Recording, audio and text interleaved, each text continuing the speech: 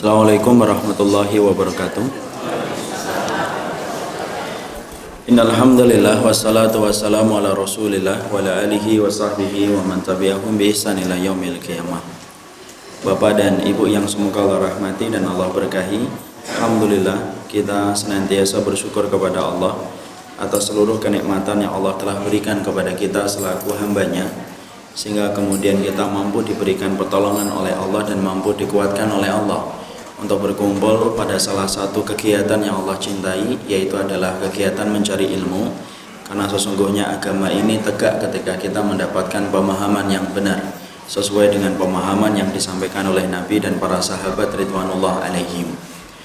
Semoga dengan kita bersyukur kepada Allah, kita juga tidak melupakan bagaimana pentingnya kita untuk menjaga niat. Karena sesungguhnya orang yang pertama kali terancam dengan neraka bukan orang yang berzina, bukan pula orang yang minum khamr saja, tapi ternyata orang yang pertama kali terancam dengan neraka adalah orang-orang yang alim dan orang yang sibuk melalang buana kekajian ilmu. Kapan orang alim itu terancam dengan neraka? Kapan seorang ustadz itu terancam pertama kali dengan neraka?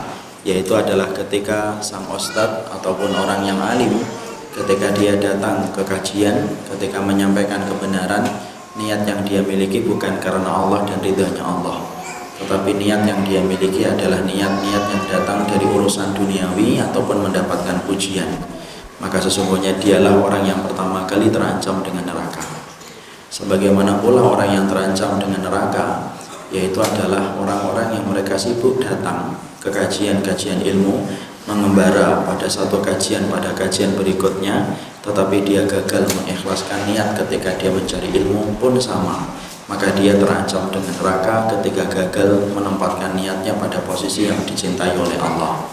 Inilah yang menjadikan kita memahami tidak ada perkara yang penting ketika kita duduk pada majelis taman surga kecuali masing-masing dari kita betul-betul mengikhlaskan hati kita dan mengikhlaskan jiwa kita, bahwasanya kedatangan kita di sini semata-mata adalah ikhlas mengharapkan ridho dari Allah Subhanahu wa taala.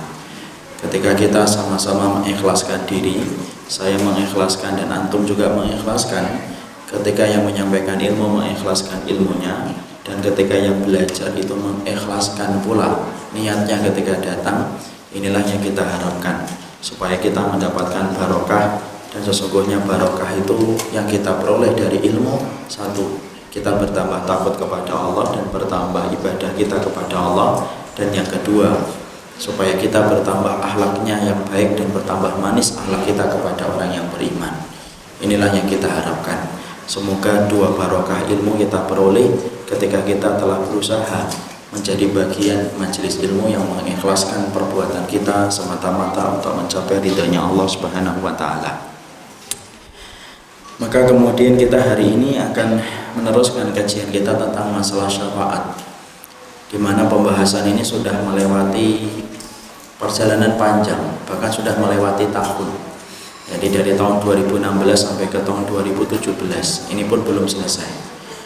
Maka kemudian semoga kita akan menyelesaikan pembahasan ini supaya kita tambah mengerti dan tambah memahami bahwasanya dalam kehidupan kita, ketika kita mengharapkan surga, kita harus paham ada orang-orang yang nanti dimasukkan oleh Allah ke dalam surga bukan karena amal solihnya, tapi ada orang yang mereka itu dimasukkan ke dalam surga karena dia mendapatkan syafaat-syafaat yang telah ditetapkan oleh Allah dan Rasulnya. Disinilah kita paham syafaat itu bukan hanya datang dari Nabi, tetapi sesungguhnya syafaat itu terbagi menjadi dua. Yang pertama, ada syafaat yang disebut dengan syafaat khusus. Syafaat ini yang memiliki hanyalah Rasulullah SAW. Tetapi syafaat ini bukan hanya satu. Ada jenis syafaat yang kedua yang disebut dengan syafaat umum.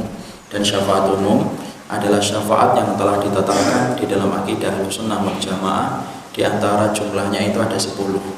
Dan kita mempelajari satu persatu supaya kita kemudian mampu mendapatkan surga bukan hanya karena sholat kita, supaya kita mampu mendapatkan surga bukan hanya karena sedekah kita, tapi kita mengharapkan bahwasanya kita nanti masuk surga pun disebabkan karena syafaat yang kita dapatkan. Makanya kemarin kan kita mungkin masih ingat di awal-awal mukadimah saya memberikan tamsil yang sangat sederhana. Perumpamaan syafaat itu sebagaimana perumpamaan ketika kita akan pergi ke Surabaya. Ternyata modal kita cekak, bahwasanya kita hanya membawa uang 10.000 atau 100.000. Tapi ternyata walaupun uang kita 100.000, kita harus tinggal di Surabaya selama 1 pekan. Bagaimana caranya supaya kita tinggal di Surabaya dengan uang yang cekak 100.000? Kita telepon teman kita yang ada di Surabaya. Kita kabarin, saya mau ke Surabaya nih. Boleh nggak saya tidur? Boleh nggak saya tinggal dan kemudian tidur di rumahmu? Kemudian teman kita di Surabaya bilang, ya sudah, silakan kamu pergi ke tempat saya, pergi ke Surabaya, nanti tidurnya sama-sama saya, makannya sama-sama saya. Disitulah kemudian akhirnya kita pergi ke Surabaya, modalnya cuma 100.000, tapi mampu tinggal di Surabaya selama 1 pekan. Makannya enak, kemudian tinggalnya pun enak. Kenapa? Karena ada yang membantu kita dari sahabat lama ketika dia tinggal di Surabaya. Maka itulah perumpamaan. Orang yang mendapatkan syafaat itu semacam itu. Ada orang yang mereka itu amalnya cekak, ibadahnya terbatas, tapi kenapa Pak bisa masuk surga? Karena dia mendapatkan syafaat. Makanya kalau kita merindukan surga, hanya mengandalkan amal ibadah kita khawatir amal ibadah ini belum mampu untuk mendapatkan surga. Tapi ketika kita ngerti apa saja yang bisa mendatangkan syafaat, maka kita memaksimalkan dalam hidup supaya kelak kita menjadi manusia yang mendapatkan syafaat dari apa yang telah ditetapkan oleh kitabullah dan sunnah. Maka sebelum kita mempelajarinya, tentunya kita harus paham sesungguhnya syafaat itu ada 3 perkara yang kita perhatikan. Yang pertama adalah syafaat itu diizinkan oleh Allah. Jadi Allah itu tidak akan pernah memberikan syafaat kecuali dengan izinnya Allah sendiri. Makanya Allah berfirman di dalam ayat kursi, man dzalladzi yashfa'u indahu man dzalladzi yashfa'u illa bi'idznihi. Makanya kemudian Allah berfirman, siapa yang bisa memberikan syafaat kecuali di samping sisinya ketika Allah meridhoi. Berarti syafaat itu pertama, bahwasanya syafaat itu harus diizinkan oleh Allah dulu. Yang kedua, yaitu adalah izinnya Allah kepada orang yang akan memberikan syafaat. Jadi Allah harus memberikan izin dulu kepada perkara-perkara yang telah ditetapkan supaya bisa memberikan syafaat. Kalau ternyata Allah tidak mengizinkan, maka tidak akan pernah kejadian orang itu mendapatkan syafaat. Yang ketiga, yaitu adalah izinnya Allah kepada orang yang diberikan syafaat. Karena tidak semua orang itu berhak dan bisa mendapatkan syafaat. Ada orang-orang yang tidak bisa mendapatkan syafaat. Contohnya siapa saja orang-orang yang tidak bisa mendapatkan syafaat ketika Allah tidak mengizinkan orang-orang itu mendapatkan syafaat. Ada beberapa sifat. Yang pertama yaitu orang-orang yang melakukan kesyirikan. Orang yang syirik itu tidak akan pernah mendapatkan syafaat. Makanya Nabi bersabda, as'adun nasi bi syafaati yaumil qiyamati man qala la ilaha illallah khalishan min qalbihi. Orang yang paling bahagia kelak ketika mendapatkan syafaatku yaitu adalah orang yang mereka mengucapkan kalimat la ilaha illallah murni datang dari hatinya, tidak mencampurkan dengan syirik. Kalau orang itu sudah melakukan kesyirikan, jangan pernah bayangin dia akan mendapatkan syafaat, karena kesyirikan itu membakar tiket untuk mendapatkan syafaat yang telah ditetapkan oleh Allah. Makanya jangan pernah mendekat kepada kesyirikan, karena kesyirikan itu perkara ibaratnya adalah api yang besar yang gampang untuk melahap dan untuk merusak semua amal ibadah kita. Makanya tadi pagi saya baru cerita di Darussalam. Saya kemarin itu Pak mendapati sebuah kisah, ada sebuah perkara, yaitu adalah ketika ada keluarga yang datang ke rumah saya.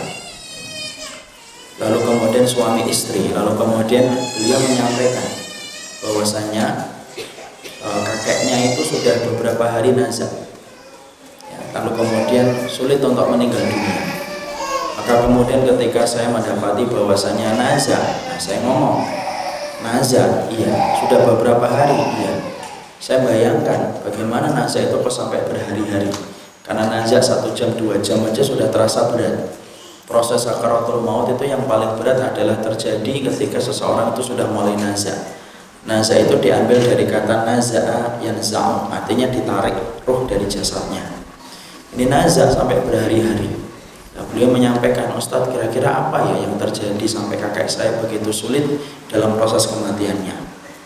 Saya kemudian ngomong, saya tidak tahu Pak, saya tidak bisa membaca perkara gaib. Tapi kemudian saya mencoba untuk meraba. Kemudian saya bertanya, kalau boleh saya bertanya, apakah kakek antum itu memiliki barang-barang mistik atau tidak? Apakah kemudian dia percaya kepada kesyirikan atau tidak? Punya benda-benda yang dikeramatkan atau tidak? Ternyata jawabannya iya. Ternyata kemudian kakeknya itu memang punya barang-barang keramat. Kemudian dia punya kamar khusus, di mana kamar itu tidak boleh dipakai dan tidak boleh dimasuki kecuali oleh beliau dan orang yang diizinkan oleh beliau. Langsung saya ingat, nah ini Pak, syirik itu kalau dibawa sampai mati biasanya menyebabkan su'ul khatimah. Makanya kemudian akhirnya saya ingatkan beliau kepada sebuah hadis. Ada sebuah hadis nih, yaitu ketika Rasulullah pernah melihat seorang sahabat memakai kalung yang di dalamnya itu merupakan ada mantra-mantra. Maka Rasulullah SAW langsung tegas berkata, inza'ha fa'in mutta ala dhalika ma'aflah ta'abadan. Lepas itu, barang itu lepas. Kalau kamu tidak melepaskan barang itu dan kamu pakai barang itu sampai kamu mati, ma'aflah ta'abadan, kamu tidak akan pernah beruntung selama-lamanya. Maka kemudian saya teringat, di situ para ulama ketika menerangkan hadis tersebut, para ulama sepakat kesyirikan yang dibawa sampai mati ketika dia menghambakan diri kepada satu benda itu merupakan salah satu perkara yang menyebabkan su'ul khatimah.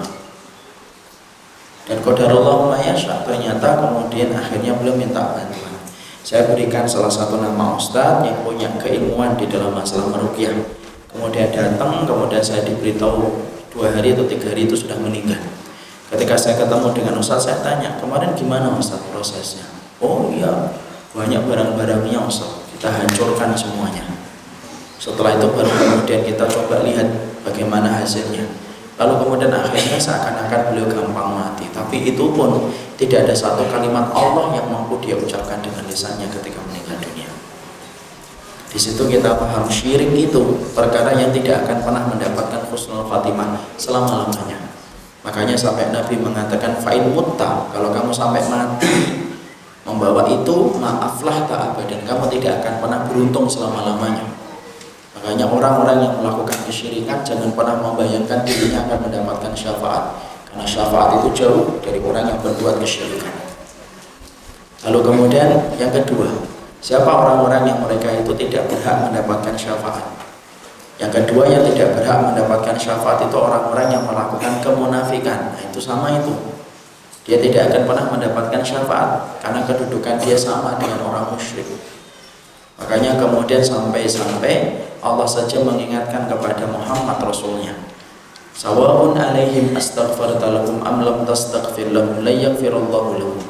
Muhammad, kamu mintakan ampunan sama orang yang munafik itu, kamu mintakan ampunan atau tidak kamu mintakan ampunan, sama aja, Allah tidak akan pernah ampuni mereka. Karena kemunafikan itu bukan perkara yang kecil, perkara yang berat.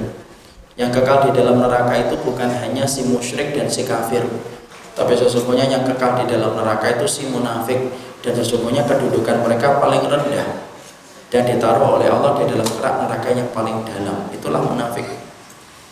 Makanya kemudian kita melihat para sahabat semuanya itu rata-rata khawatir menjadi munafik. Makanya Ibnu Abi Mulaikah radhiyallahu anhu sampai beliau berkata, ra'aitu salasina, saya melihat 30 para sahabat, tidak ada yang mereka takutkan kecuali mereka khawatir menjadi munafik. Kenapa? Konsekuensinya terlalu berat. Konsekuensinya terlalu berat. Karena orang munafik itu mungkin dia tidak jahat tangannya, tidak jahat kakinya, tapi dia jahat hatinya ketika dia benci kepada kitabullah, dia benci kepada syariat, dia menentang kitabullah walaupun zahirnya muslim.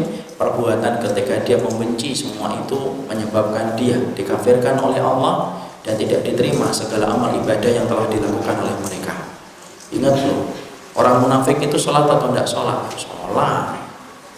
Wa idza qamu ila sholati qamu kusala. Kalau mereka sholat itu malas, tapi sholat atau tidak? Sholat. Orang munafik itu sedekah atau tidak sedekah? Sedekah. Mereka kemudian membangun masjid kok pada zaman Nabi itu bangun masjid orang munafik. Masjid apa yang mereka bangun? Masjid Dirar, masjid yang membahayakan, masjid yang dijadikan untuk menjadi tandingan bagi Masjid Nabawi. Lalu kemudian di dalam masjid tersebut mereka berencana untuk membunuh Nabi. Itu munafik. Ternyata mereka sampai membangun masjid. Jihad atau enggak? Oh jihad. Tapi di tengah perjalanan pulang gembosin. Mereka mengatakan jangan kamu ikuti toh Muhammad itu, nanti kamu busuk mati di gunung Uhud.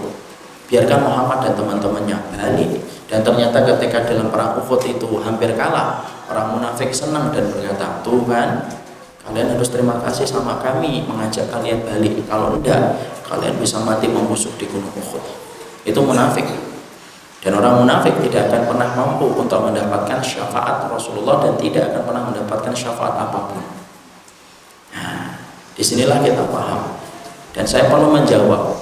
Sebelum ditanya, saya jawab. Boleh nggak kemudian kita mensolati orang munafik? Nah, itu di situ. Karena mesti ada pertanyaan gitu. Ya, sensitif itu. Daripada ditanyakan, lebih baik saya menjawab dulu. Itu berarti ustadznya tahu perasaan jamaah. Jadi bagaimana kemudian kita mendapati itu? Maka kita pisahkan dulu. Kalau orang munafik itu betul-betul munafik, maka boleh nggak bagi kita untuk mensolatinya? Nggak boleh. Sebagaimana di dalam surat At-Taubah 84 itu pijakan dalilnya, dibuka At-Taubah 84. Dibuka At-Taubah 84. Yang sudah ketemu baca.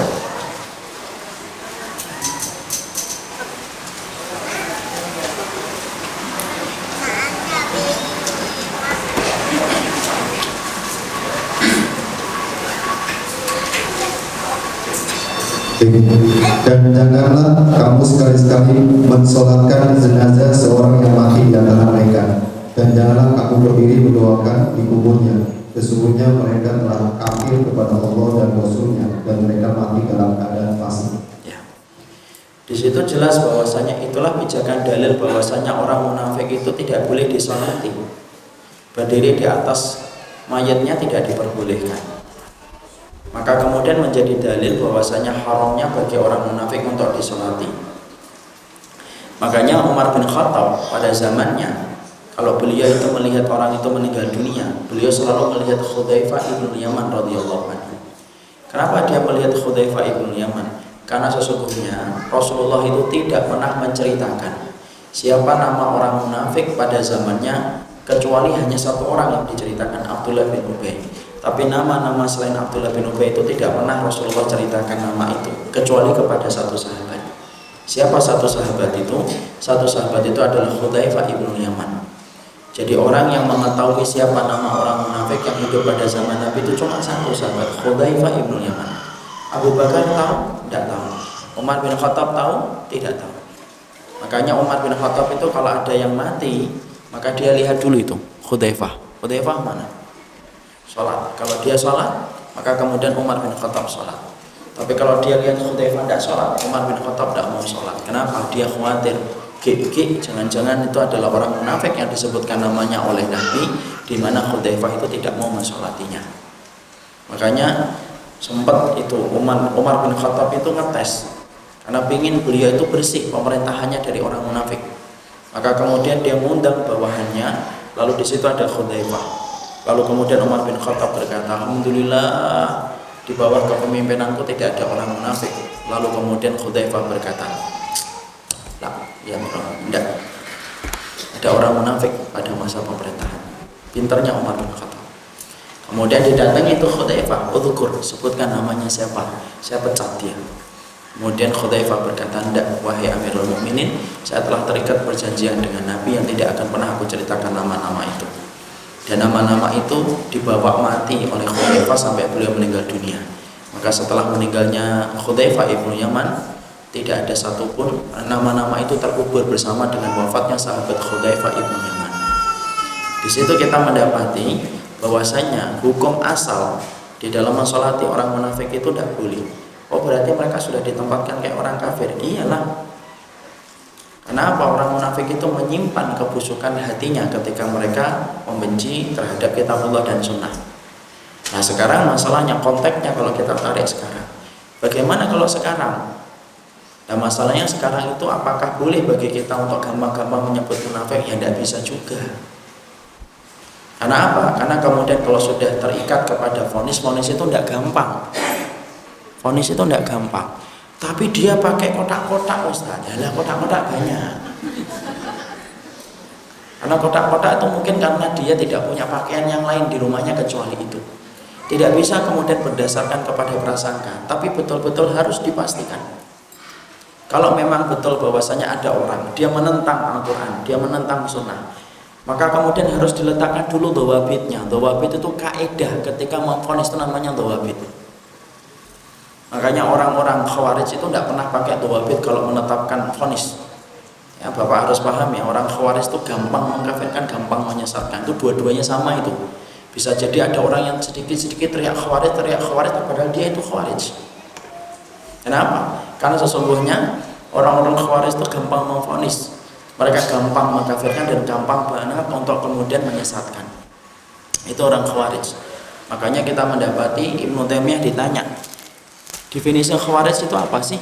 Yukaffiruna bi ghairi ma ta'wilihim wa yufassikuna bi ghairi ta'wilihim.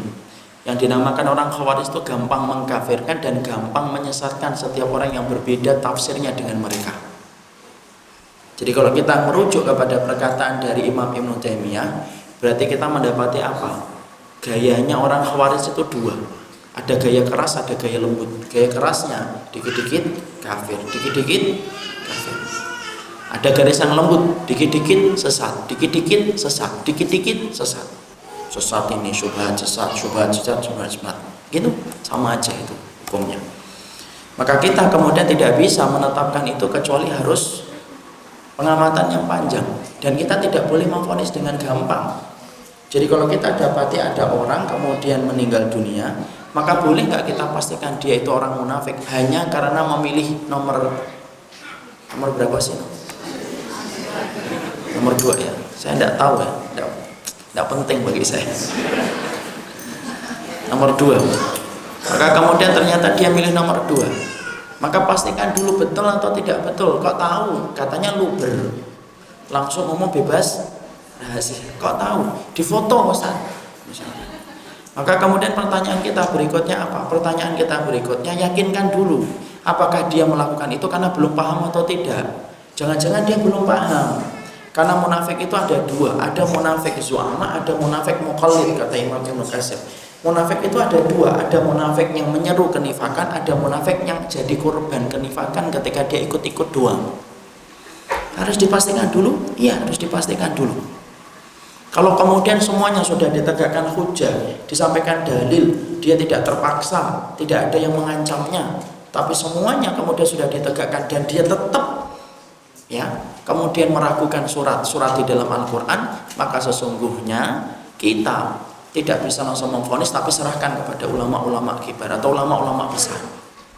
Lah boleh nggak kita tidak mensolatinya? Boleh. Maka kalau ada masjid, kalau kemudian di situ ternyata ada orang yang terindikasi dengan kemunafikan, maka dibagi jadi dua, Pak.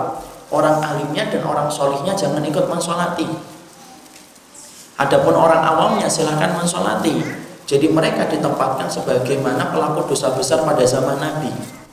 Pelaku dosa besar pada zaman Nabi Shallallahu Alaihi Wasallam, pelaku dosa besar pada zaman Nabi Shallallahu Alaihi Wasallam, mereka itu tidak disolati Nabi, tetapi Nabi memerintahkan para sahabat untuk mensolati. Ada seorang sahabat yang meninggal ketika dia dirajam ketika habis berzina. Nabi tidak mensolati, tapi Nabi menyampaikan kepada para sahabat, "Shollu alaihi," kamu solati dia, tapi Nabi tidak mensolati. Sebagaimana kemudian orang yang berhutang, Nabi tidak mensolati, tapi Nabi mengatakan kepada para sahabat, kalian solati dia. Nah disitulah kemudian yang lebih tepat menjadi jalan tengah. Kalau kita melihat ada orang yang sudah terindikasi kuat banget, bukan karena milih dan tidak milih ya, memang terindikasi kuat dia itu kemudian suka menentang ayat-ayat Allah dan hadis Nabi, dosa disampaikan kepadanya nasihat, disampaikan kepadanya hujah, kok tetap dia menolak ketetapan Allah dan Rasulnya, maka orang yang alim di masjid itu tidak usah mensolati, imamnya tidak usah mensolati, ketua takmirnya tidak usah mensolati, orang-orang yang terpandang di masjid tidak usah mensolati. Kenapa? Supaya memberikan takzir, memberikan peringatan kepada orang, jangan melakukan kayak gitu, karena itu termasuk perkara yang berat ketika kamu mati. Tapi bagi masyarakat umum, ya, maka boleh mensolati, boleh. Yang jarang-jarang ke masjid, nih sholat ini. Yang jarang-jarang sholat, jarang-jarang puasa nih, kamu sholati teman kamu nih, itu boleh. Kenapa? Sesuai dengan tingkat dia ketika melakukan itu. Jadi itulah yang kita sikapi ketika kemudian menghukumi itu. Jadi masjid yang kemudian di situ ditulis kami menolak mensolati, tidak bisa dibenarkan 100%. Kalau dia kemudian nanti akhirnya jatuh untuk gampang memvonis, tapi juga tidak bisa disalahkan 100% karena dia punya pijakan dalil. Ya, sikap yang tepat di tengah-tengah. Jadi bagi orang yang solih, kalau sudah melihat ini memang betul-betul terindikasi kuat dengan kenifakan, orang yang solih tidak usah mensolati, tidak usah mensolati. Tapi orang yang biasa silahkan mensolati. Antum jarang ke masjid kan? Iya, tuh teman antum meninggal itu mensolati. Nah, itu boleh. Jadi kemudian bagi orang yang sudah melakukan sunnah, sudah taat sama Allah, mereka semua mensolati, tidak usah mensolati. Dan itu bukan hanya kepada orang semacam itu, pelaku dosa besar juga gitu. Ada orang yang mati minum congyang, tahu congyang? Oplosan, khamr. Kalau bahasa Jawanya congyang. Mati minum congyang, antum tidak usah mensolati Pak. Kalau sudah ikut kajian terus, yang mensolatinya siapa Ustaznya? Teman-teman dia yang minum congyang. Ikut mati, solati. Karena apa? Supaya memberikan takzir. Itu namanya efek jerah. Kalau kita akhirnya tetap mensolatinya, orang akhirnya tidak memahami itu dosa besar. Itu namanya takzir. Takzir itu bahasa fikih. Kalau dalam bahasa keseharian namanya efek jerah. Supaya keluarganya paham. Ternyata membiarkan orang keluarganya minum minuman keras sampai mati, berarti itu bukan pelaku dosa kecil, tapi itu dosa besar. Jadi begitu. Jadi insya Allah akhirnya paham ya, tidak perlu ada yang nanya gimana hukumnya. Apalagi kemudian Masjid Al-Falah perlu nggak mensolati Ustaz? Ya terserah gimana. Bagaimana kemudian keputusan dari pengurus ya. Tapi insya Allah kita tidak perlu Pak, karena kita tinggal di Bekasi. Jadi tidak bersentuhan langsung.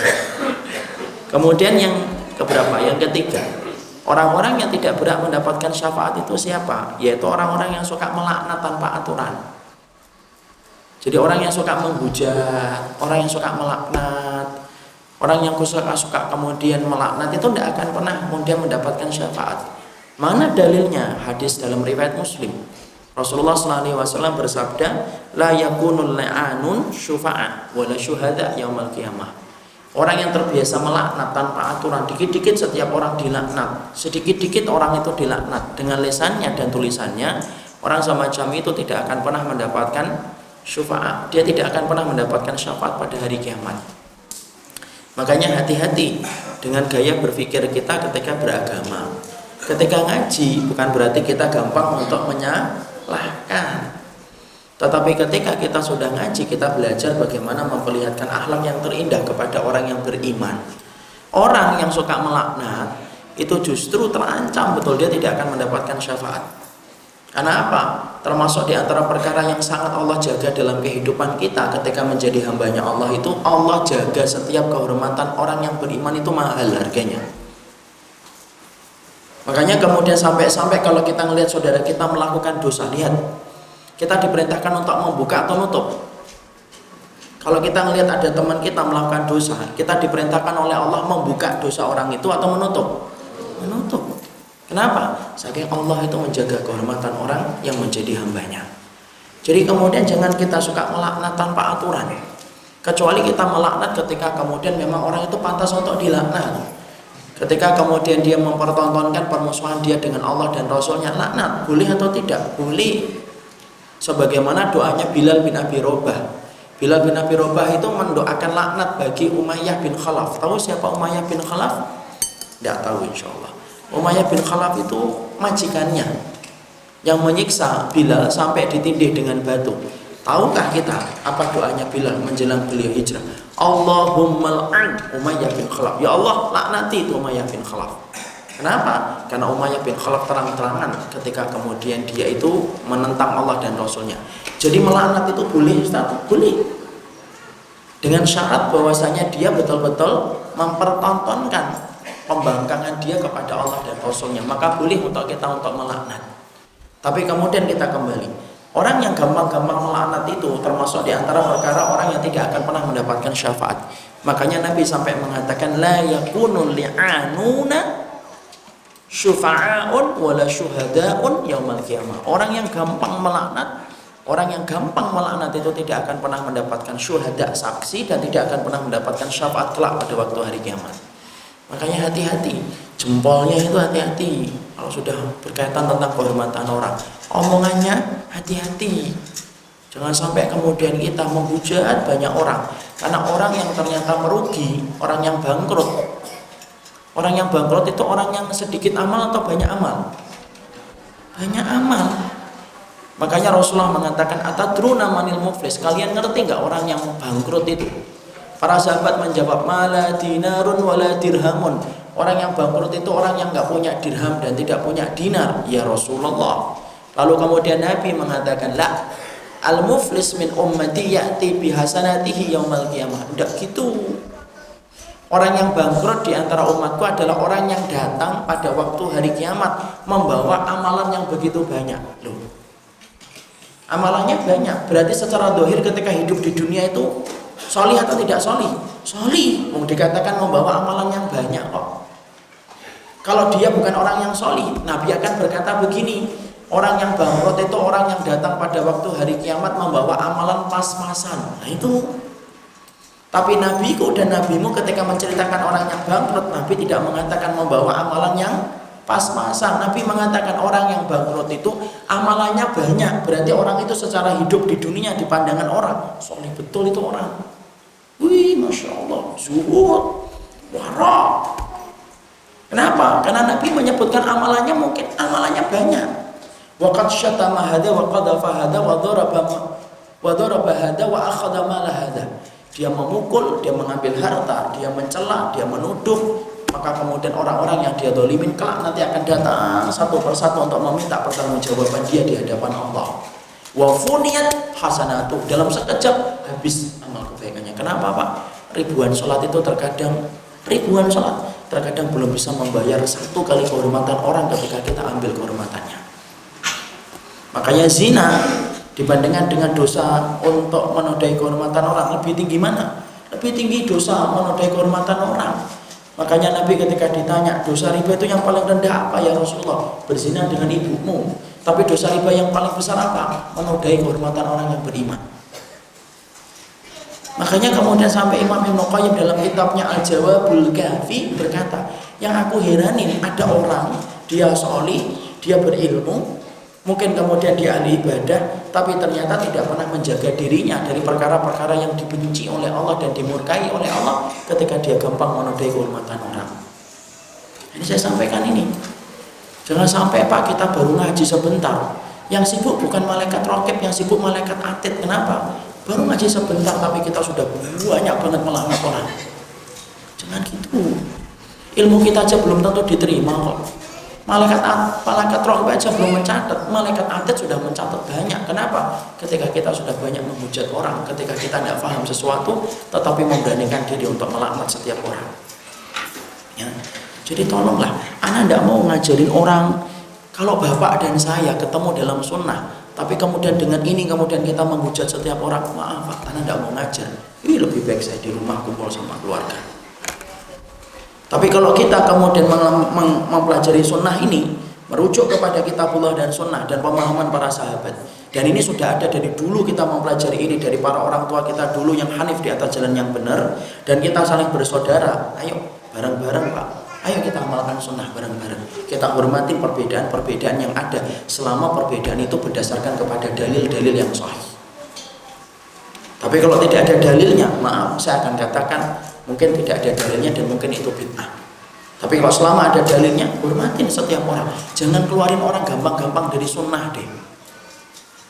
Kenapa Ustaz? Loh, kalau ana dan antum sudah gampang ngeluarin orang dari sunnah, berarti ana dan antum itu sudah memasukkan orang itu ke neraka. Kenapa? Konsekuensi kalau orang tidak ngikutin sunnah itu konsekuensinya apa? Neraka. Jadi kalau ada perkataan ringan, ini tidak sunnah ini, itu berarti antum sudah ancam dia dengan neraka. Kenapa? Karena orang itu bisa nggak masuk surga tanpa sunnah? Tidak bisa lah.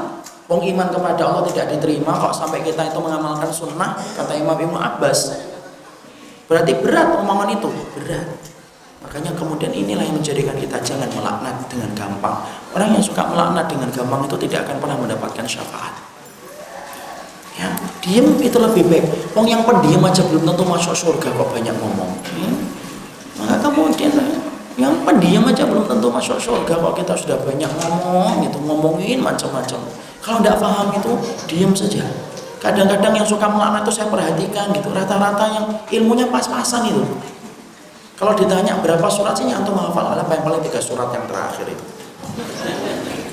Tapi sudah sibuk dengan perkataan manusia.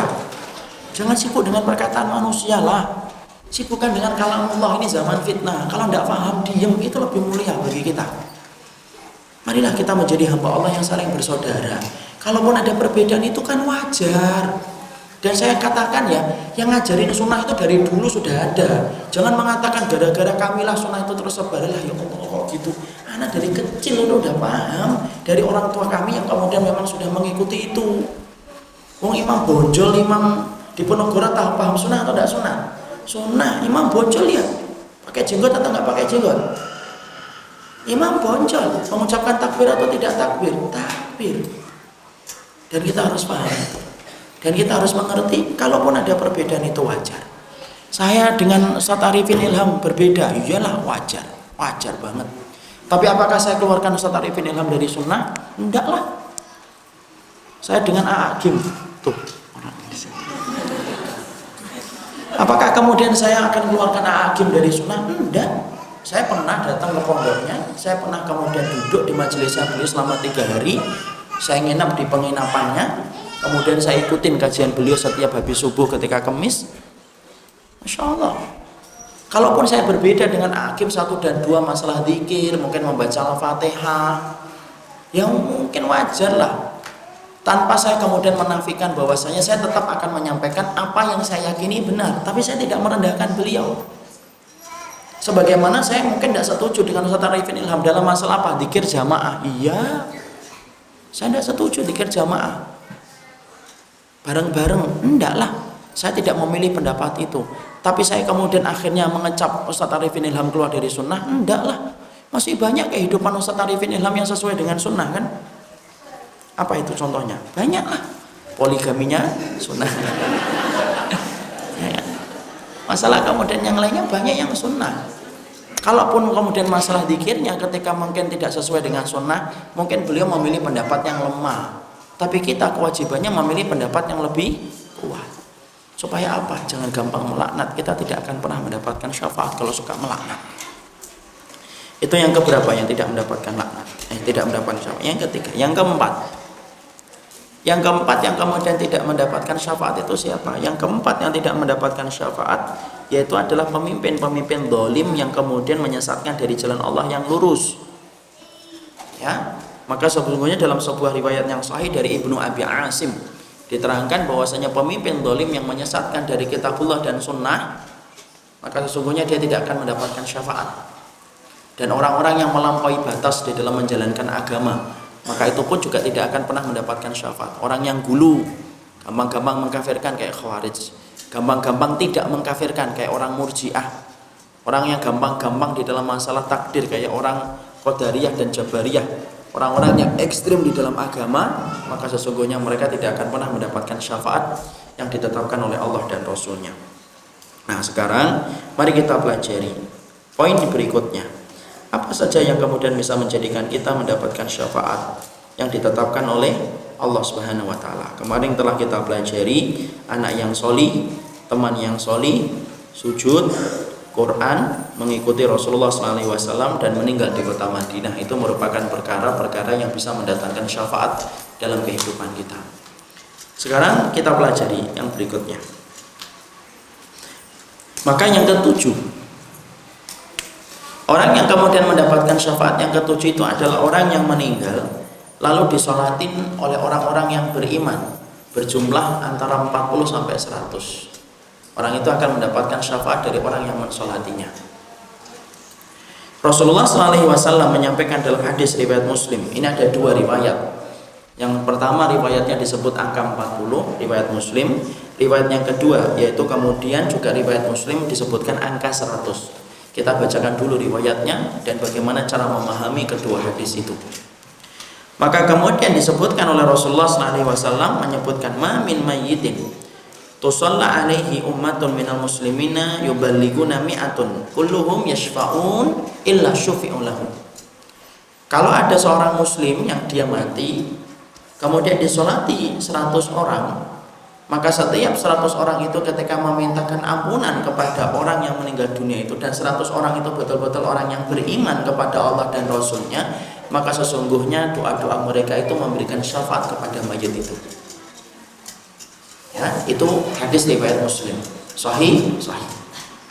Kemudian ada riwayat yang kedua, ma min rajulin muslimin yamutu fayaqumu ala janazatihi arba'una rajulan la yusyrikuna billah illa syafa'ahumullah. Makanya kemudian Nabi dalam riwayat yang lainnya menyebutkan tidaklah seorang rajul, seorang laki-laki ketika dia meninggal fayakumuna alaihi arba'ina rajulan. Tidaklah seorang yang meninggal dunia kemudian disolati 40 orang yang berdiri ketika dia meninggal dunia untuk mensolatinya. 40 orang ini memiliki sifat la yusyrikuna billah, mereka tidak berbuat syirik kepada Allah. Maka Nabi mengatakan syafa'ahumullah, Allah akan kasih syafaat kepadanya. Disinilah kita paham di antara perkara yang bisa memberikan syafaat yang ketujuh adalah yaitu semakin banyak orang yang beriman yang mensolati kita, maka semakin besar syafaat yang kita dapatkan ketika kita meninggal dunia. Makanya disinilah kita paham Pak dan Ibu, pada dasarnya kehidupan kita ini kenapa kok diperintahkan untuk berbuat baik? Itu karena pada dasarnya kita sedang memilih orang siapa yang akan mensolati kita ketika kita meninggal dunia. Semakin kita berbuat baik kepada orang-orang yang solih, kita menghormati orang yang menghormati Allah. Orang yang menghormati Allah ketika kita hormati, kita akan mendapatkan salah satu kebaikannya, yaitu kebaikannya adalah kita akan menjadi orang yang disolati oleh mereka. Kenapa? Orang itu tidak mungkin mensolati kita kecuali dia terikat dengan kebaikan akhlak yang pernah kita lakukan dan kita berikan kepadanya. Ada nggak orang yang ikhlas mensolati kita? Kalau kemudian dia tidak mendapati kebaikan dari kita, tidak mau lah. Makanya dalam kehidupan kita yang singkat ini, maaf, filosofnya orang yang beriman, kata para salaf itu, orang yang beriman itu harusnya tidak sebagaimana sumur, tapi orang yang beriman itu harusnya sebagaimana sungai. Maksudnya apa Ustaz? Jangan kayak sumur Pak. Sumur itu apa? Sumur itu susah diambil manfaatnya. Mau dipancing susah karena tidak ada orang yang kemudian di dalamnya itu ikan. Dipakai renang tidak bisa, dipakai berak tidak bisa. Ketika diambil airnya harus pakai sanyo atau pakai timba. Itu sumur. Adapun sungai beda. Sungai itu kemudian dipancing bisa, dipakai renang bisa, kita membuang air besar bisa, diberakin bisa. Dan sesungguhnya itu filosof yang dikatakan para salaf. Orang mukmin itu harusnya sebagaimana sungai, gampang memberikan manfaat kepada orang. Dan jangan kemudian orang mukmin itu sebagaimana sumur, susah untuk diambil manfaatnya. Kenapa kita harus kemudian memiliki visi hidup itu sebagaimana sumur, sebagaimana sungai? Supaya setiap orang yang pernah kita berikan kebaikan untuk mereka lah yang akan ikhlas untuk mensolati kita ketika kita meninggal dunia. Semakin banyak orang solih yang mensolati kita, semakin besar kita akan mendapatkan syafaat di hadapan Allah dari semakin banyaknya orang yang beriman yang ikut mensolati kita. Itu yang kita peroleh. Ya. Jadi kemudian menjadikan akhirnya apa? Yaitu memperbanyak teman yang solih itu penting. Kalau kemudian kita mendapati teman kita Pak tidak menunjukkan kepada akhirat dan selalu membuka pintu dosa, tinggalin dengan cara yang baik. Allah pasti ganti dengan teman yang jauh lebih baik. Kalau memang kita betul-betul ikhlas ingin mencari teman yang solih. Dan saya ingatkan apa yang disampaikan oleh Syekh bin Baz, tarim man yahtarimillah. Hormati orang yang menghormati Allah. Kenapa? Kalau kita menghormati orang yang telah menghormati Allah, Bapak akan mendapatkan besar faedahnya ketika bersama dengan mereka. Kalau mereka sampai berdiri ketika kita meninggal dunia, satu, doanya mereka bisa jadi menjadi pembuka pintu langit dan memberikan kebaikan untuk kita.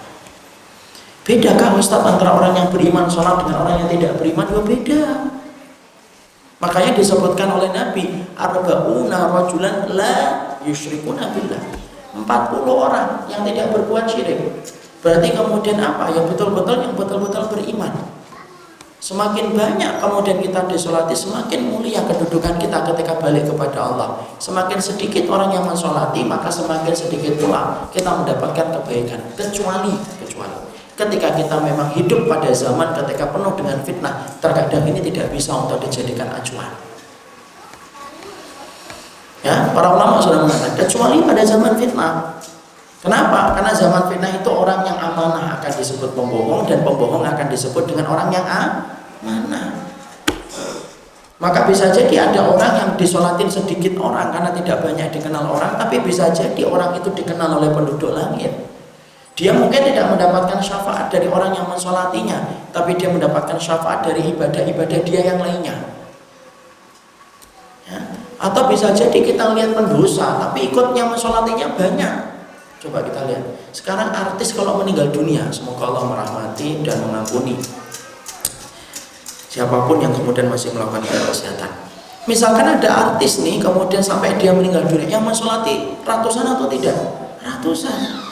Apakah bisa langsung kita katakan? Belum bisa.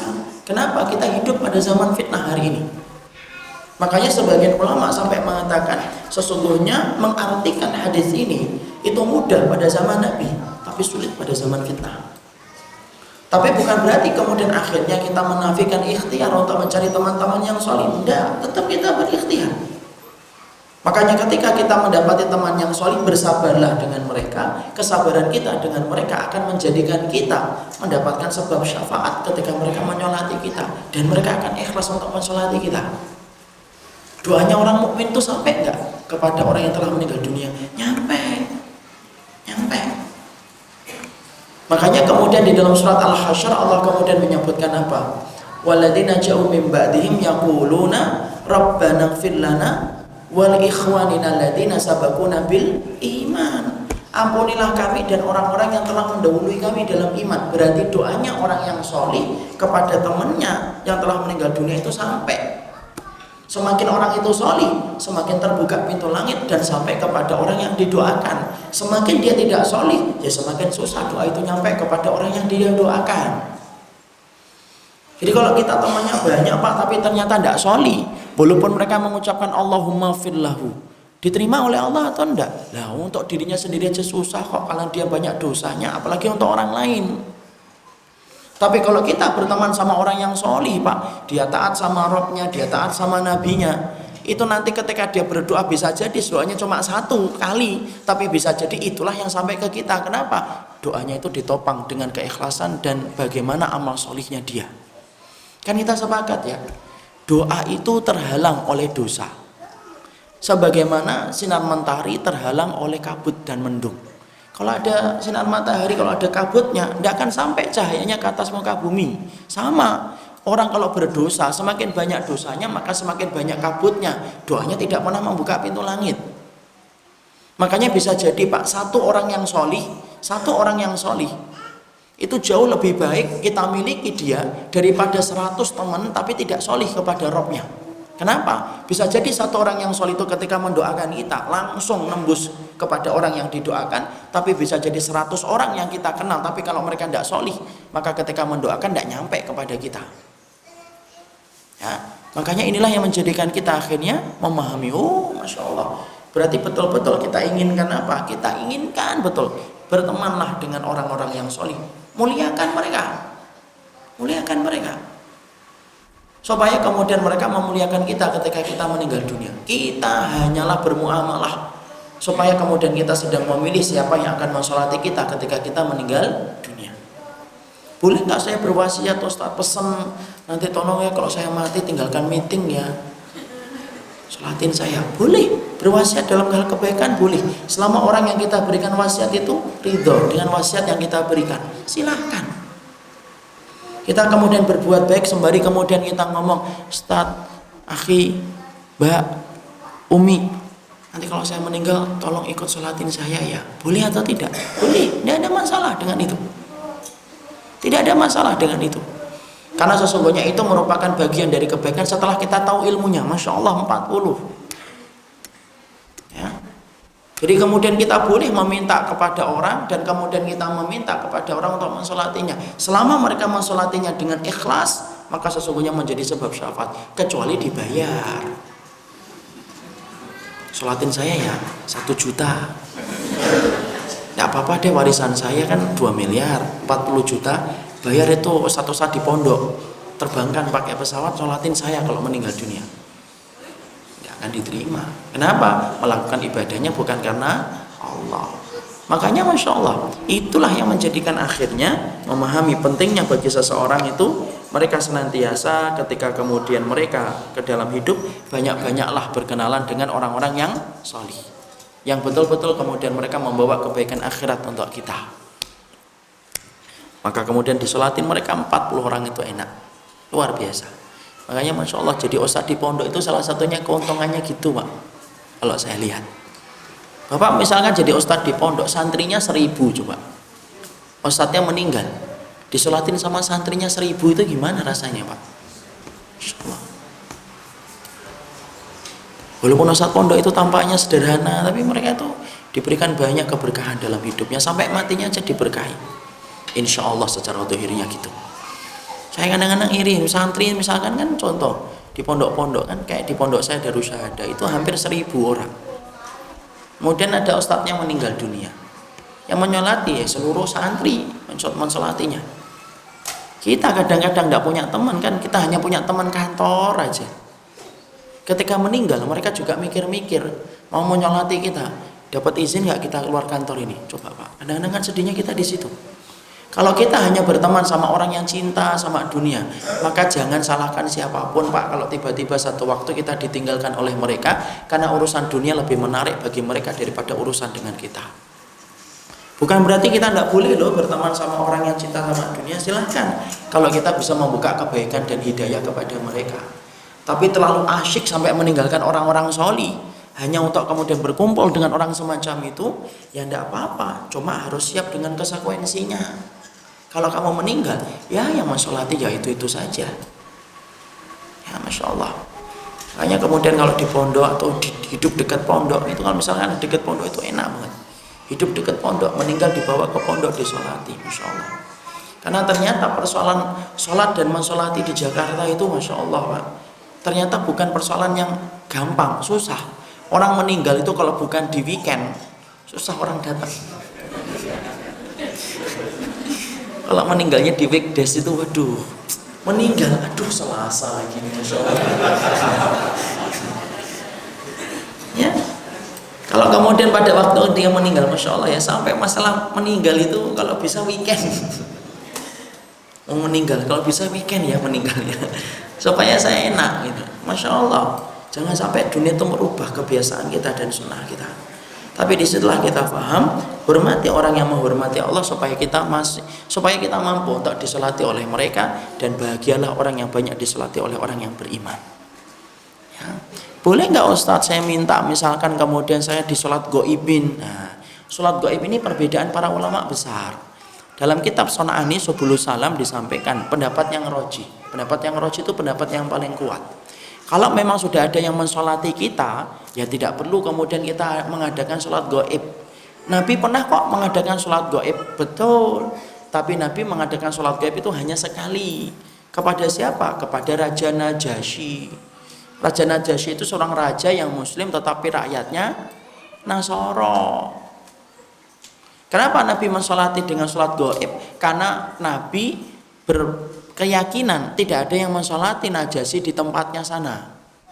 Makanya kemudian Nabi mensolatinya di Madinah.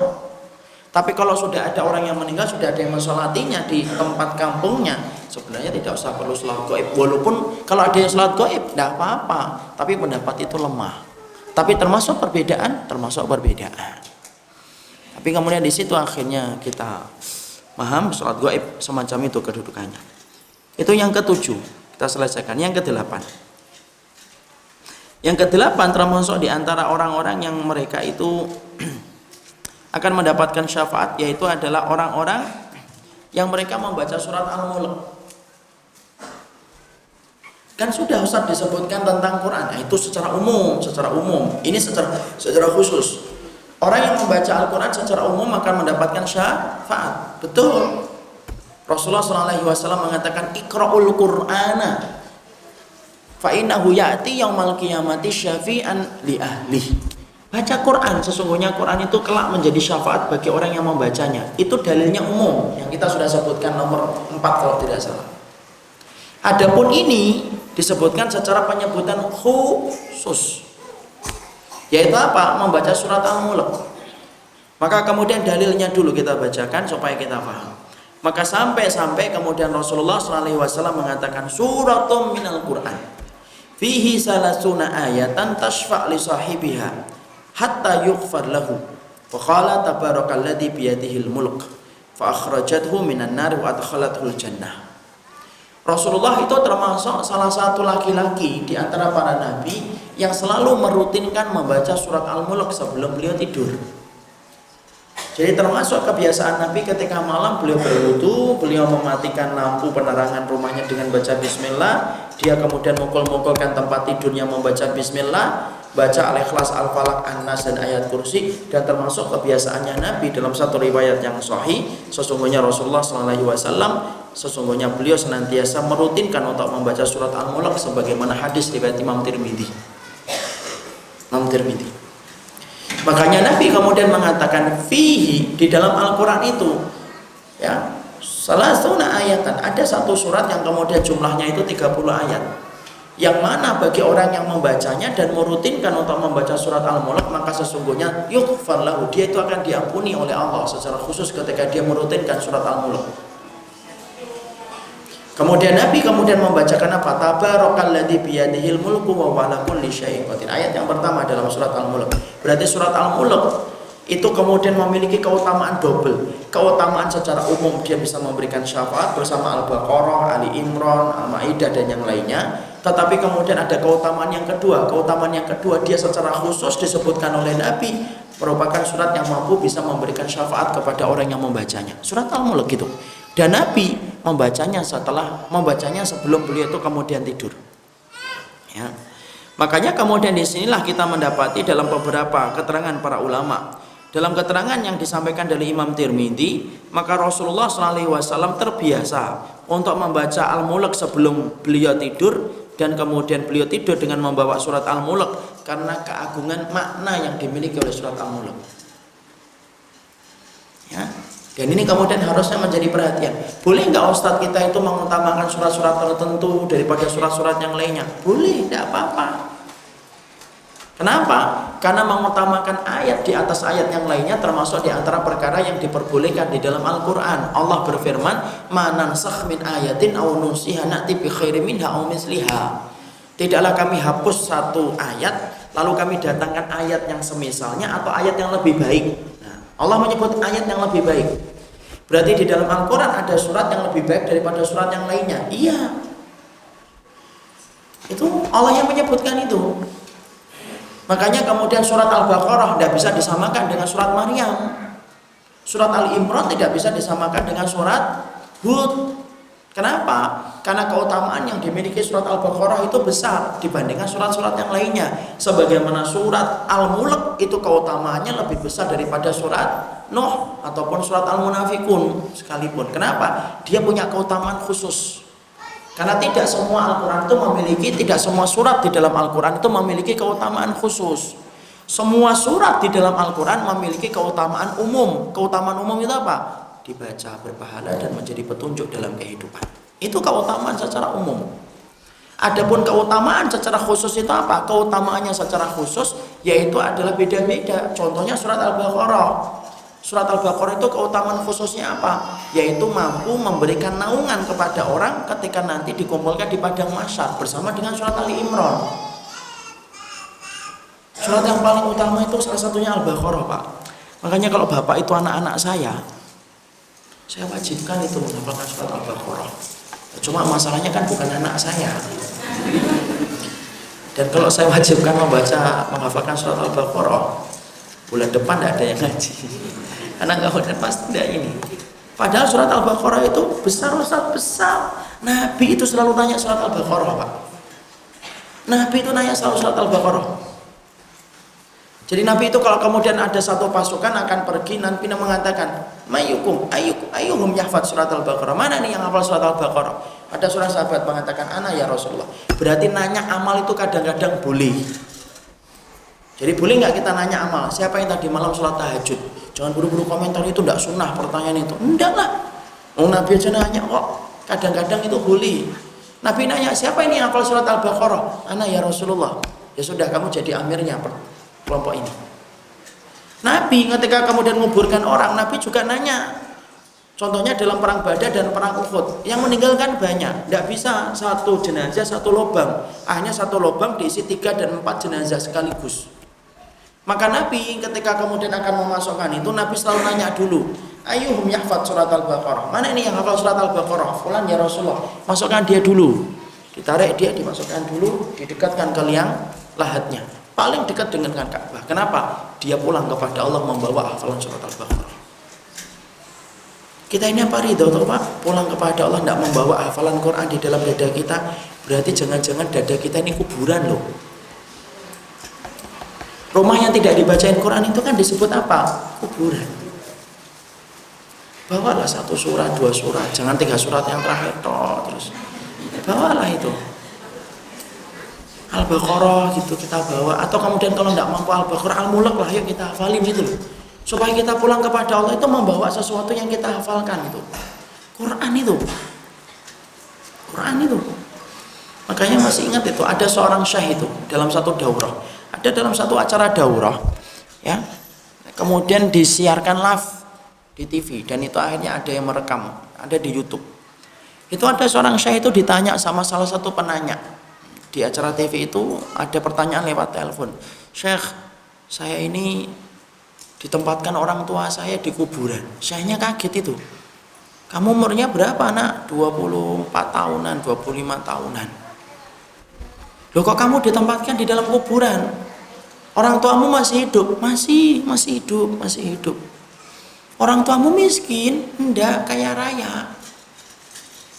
Dan orang tua saya juga sama, hidupnya juga di kuburan. Saya bingung gitu. Di kuburan mana? Rumah saya. Loh, kok di rumah? Kemudian anak itu berkata, itulah lembutnya anak itu berkata, saya hidup 25 tahun. Semenjak saya balik umur 7-8 tahun, saya tidak pernah mendengarkan orang tua saya membacakan Al-Quran di dalam rumah saya. Bukankah rumah yang tidak dibacain Quran itu adalah kuburan, wahai syekhona, wahai syekh kami? Syekhnya nangis, Pak. Kadang-kadang kita itu Masya Allah, rumah kita kuburan, dada kita kuburan. Tidak mampu kita kemudian dan tidak pernah berhasil untuk menghafalkan Quran. Ngaji harus sistematik Pak. Jangan ngaji itu 2 kali 3 kali cukup lah sehari itu. Jangan ngaji terlalu banyak. Sehari 6 kali itu tidak usah. Ustadznya cuma 4 kali yuk. Ini ngajinya itu 2 kali. Sisanya pakai untuk kemudian menghafalkan Quran, nambah dikit-dikit. Jangan sampai kemudian ditanya sudah ngaji berapa puluh tahun. Oh 10 tahun saya. Sono pernah, Masjid Sono juga pernah. Tapi kalau ditanya hafalan Qurannya, nah itu masalahnya di situ tuh. Makanya Masya Allah ya, ayolah Pak hafalin Quran satu-satu Insya Allah. Karena apa? Dan itu termasuk di antara keutamaan kita bersama Al-Quran. Makanya kemudian di antara surat, kalau boleh saya katakan, kalau mampu Al-Baqarah, kalau tidak mampu ya sudah 10 ayat dalam surat Al-Baqarah. 4 ayat yang pertama ayat kursi, 2 ayat setelah ayat kursi, 3 ayat yang terakhir. Itu kata Abdullah bin Mas'ud. Ya. Kemudian Ali Imran, tidak mampu Ali Imran ya sudah 10 ayat yang terakhir dalam surat Ali Imran. Kenapa? Surat itu dibaca terus oleh Nabi ketika bangun tidur. Al-Kahfi kalau mampu, tidak bisa Ustaz. Ya sudah. Walaupun tidak mampu. Bahwa kemudian dihafalkan 10 ayat yang pertama. Kenapa? Usiman fitnatid dajjal. Usima itu dijaga dari fitnahnya dajjal. 10 ayat yang pertama. Kenapa orang yang hafal fitnah 10 ayat yang pertama itu akan dijaga dari fitnahnya dajjal. Kemudian apa? Al-Mulk ini hafal ini kalau bisa. 30 ayat tok ini Pak. Kalau seharinya 1, tidak sampai sebulan hafal. Yaitu kemudian kita baca itu. Atau kemudian kalau yang selanjutnya mana Ustaz? Al-Kafirun. Kalau mampu Insya Allah. Terus Insya Allah mampu. Muter-muter aja itu biasanya. Kemudian sama 3 surat yang terakhir. 3 3 surat yang terakhir itu ya Al-Ikhlas, Al-Falaq, An-Nas, itu sudah tahu lah insya Allah. Sunnah yang itu insya Allah tidak usah saya terangkan, insya Allah diamalkan terus. Karena yang dihafal itu doang. Jadi disitulah kita mengerti termasuk di antara keutamaan surat Al-Mulk. Kalau kita bertanya, saat saya ingin mendapatkan syafaat dari surat Al-Mulk, adakah waktu fihi taksis fi qiraatiha? Adakah kemudian keutamaan waktunya untuk membacanya? Tidak ada keutamaannya di waktu kapan saja. Tapi kalau kita merujuk kepada riwayat dari Imam Tirmidzi tadi, maka sesungguhnya Nabi membacanya setiap beliau menjelang tidur. Setiap menjelang tidur maka beliau kemudian membaca tabarakalladzi biyadil mulku wa huwa kulli syai'in qadir. Dan itu yang harusnya menjadi perhatian pula oleh kita.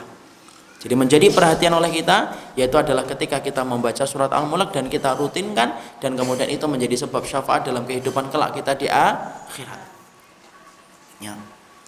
Kemudian yang ke-8. Yang ke-8 atau 9? 9. Yang ke-9.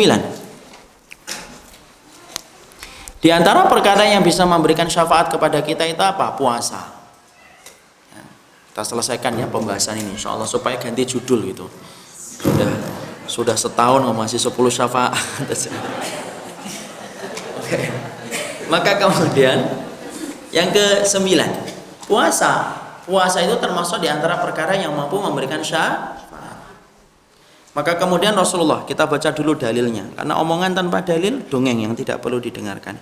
Hadis riwayat Imam Ahmad dari kemudian Abdullah bin Samir, Rasulullah sallallahu alaihi wasallam menyampaikan asyamu wal Qur'anu yashfa'ani lil abdi yaumal qiyamati. Yaqulu syam ayu rabbi manathu ta'am wasyahawati bin nahari fasyafa'ni fihi. Rasulullah SAW mengatakan puasa dan Al-Quran itu bergandengan untuk memberikan syafaat kepada manusia kelak pada waktu hari kiamat. Puasa itu akan ngomong, wahai Rabbku, sesungguhnya aku telah menahannya dari makan pada siang hari dan aku menahannya dari nafsu syahwatnya. Makanya kemudian perkenankan aku memberikan syafaat kepada orang itu. Artinya sesungguhnya amal solih yang dilakukan manusia kelak itu mampu bersaksi. Puasa itu mampu ngomong, sholat itu mampu ngomong. Maka kemudian di antara perkara yang kelak bersaksi di hadapan Allah yaitu adalah amalan puasa kita. Makanya kemudian amalan puasa termasuk di antara amalan yang bisa memberikan syafaat bersama dengan amalan ketika membaca Al-Quran. Dan saya sampaikan, kalau yang namanya sudah kemudian berpuasa, maka kita harus paham puasa sunnah itu yang paling puncak apa? Yang paling puncak adalah puasa Daud. Ahabba siyami indallahi siyama Dawudin. Puasa yang paling disenangi oleh Allah itu puasa Daud. Yasumu yauman wa yuftiru yauman. Puasanya di satu hari dan kemudian berbukanya satu hari. Kalau sudah puasa Daud, tidak perlu kemudian kita puasa yang lainnya. Jadi tidak perlu kita puasa Senin Kamis lagi, tidak usah. Kenapa? Sudah puasa Daud. Kalau kemudian kita menggandeng-gandengkan lagi puasa Daud, Ayamul Bid, Senin Kamis, maka justru itu tidak pernah dicontohkan oleh Nabi dan tidak pernah dicontohkan oleh para sahabat. Kalau sudah milih salah satu, sudah. Ya, ini contohnya. Kita misalkan puasa Daud. Kemudian puasanya hari Sabtu kita hari Ahadnya kita tidak puasa. Hari Ahadnya kita puasa. Hari Sabtunya tidak puasa, Ahadnya puasa.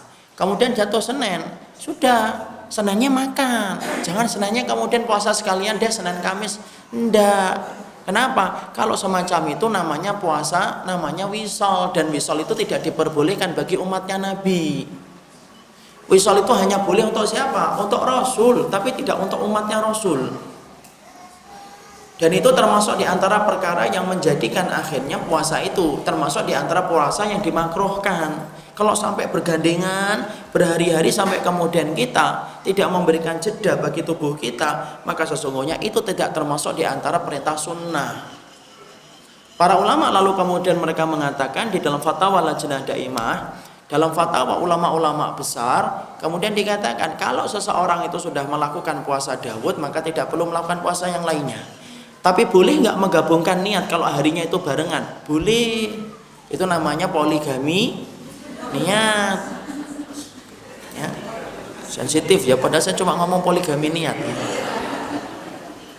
apalagi ngomong yang lain ya. Maka kemudian boleh nggak kita mempoligami niat? Boleh. Bapak kemudian tadi puasanya misalkan Sabtu puasa, Ahad tidak puasa, Senin puasa kan? Kemudian digabungkan dengan sekalian puasa Senin Kamis, boleh atau tidak? Boleh. Pendapat itu merujuk kepada apa yang disampaikan oleh Imam Ibnu Rajab Al-Hambali dalam kitabnya Jami'ul Ulum wal Hikam. Boleh. Dan menggabungkan niat itu menjadikan kita pahalanya juga lebih besar. Berdasarkan banyaknya niat yang kita tanam, berdasarkan banyaknya pahala yang kita akan peroleh. Semakin banyak nanam niat, semakin banyak pahalanya. Dan itu boleh. Sebagaimana Bapak masuk masjid, ternyata adanya antara adzan dengan iqamat itu jaraknya cuma misalkan 5 menit. Padahal kita pengen tahiyatul masjid, kita pengen syukrul wudhu, kita pengen sholat sunnah fajar. Tapi kalau kita laksanakan tiga-tiganya, ini 10 menit lewat. Akhirnya apa? Sholat 2 rakaat, tapi di situ tahiyatul masjid, di situ akibal wudhu, di situ kemudian qobliyah fajar atau kemudian sholat sunnah fajar. Boleh atau tidak? Boleh. Selama niatnya yang sunnah dengan yang sunnah, tapi tidak boleh yang wajib ketemu dengan yang sunnah. Puasa apa ini? Syawal, tapi sekalian qadha. Enak bener. Yang qadha wajib, yang Syawal itu sunnah. Jangan digabung yang wajib dengan yang sunnah. Karena kemudian apa? Setelah sunnah 2 rakaat apa ini? Setelah sunnah fajar sekalian subuh. Tidak bisa. Karena yang satu wajib, yang satu sunnah. Tidak boleh. Tapi kalau sama-sama sunnah boleh. Itu namanya kalau bahasa fikihnya, bahasa kitabnya ta'addudun niat. Ta'addud itu bukan masalah istri doang. Makanya kalau istri-istri dengar ta'addud itu jangan langsung marah-marah dulu. Ta'addud itu ada 2, ta'addud niat. Ta'addud niat itu ta'addud dalam masalah niat. Dia poli niat. Dan dia membolehkan itu. Semakin banyak niat yang ditanam semakin mulia. Maka kemudian puasa termasuk di antara perkara yang bisa memberikan syafaat pada kehidupan ketika kelak pada waktu hari kiamat. Kemudian yang terakhir kita habiskan yang ke-10. Puasa itu apa? Perkara yang bisa memberikan syafaat itu apa? Ketika ada orang yang meninggal dunia mati syahid. Nah, itu orang yang beruntung itu. Kenapa? Karena kita paham tidak ada keutamaan yang paling besar orang itu ketika meninggal dunia kecuali mati syahid, sampai tidak merasakan sakaratul maut. Nabi sampai mengatakan di dalam hadis riwayat Muslim, kamasil qarsah, sebagaimana digigit semut. Makanya saking nikmatnya orang mati syahid sampai mereka pingin mati lagi walaupun sudah di surga. Walaupun mereka sudah di surga. Makanya kalau kita lihat misalkan di daerah Syam sana, kemudian kita melihat ada orang yang kepalanya pecah kena pecahan mortal. Kelihatannya sakit, itu kelihatannya kita. Tapi hakikatnya kalau dia ikhlas, maka sesungguhnya dia itu matinya tidak merasakan sakit kecuali sebagaimana digigit semut. Makanya sampai kita mendapati Rasulullah bersabda dalam riwayat Bukhari, tidak ada loh orang fakir, orang miskin banget ketika hidup di dunia, sudah dapat di surga, tapi masih minta balik ke dunia, padahal di dunianya miskin banget. Siapa itu ya Rasul? Orang yang mati syahid. Kenapa? Pengen merasakan nikmatnya mati. Makanya sampai kita mendapati kisah yang mencengangkan dari Abu Dawud kan. Rasulullah itu menceritakan tentang kematian Abdullah bin Haram. Masih ingat?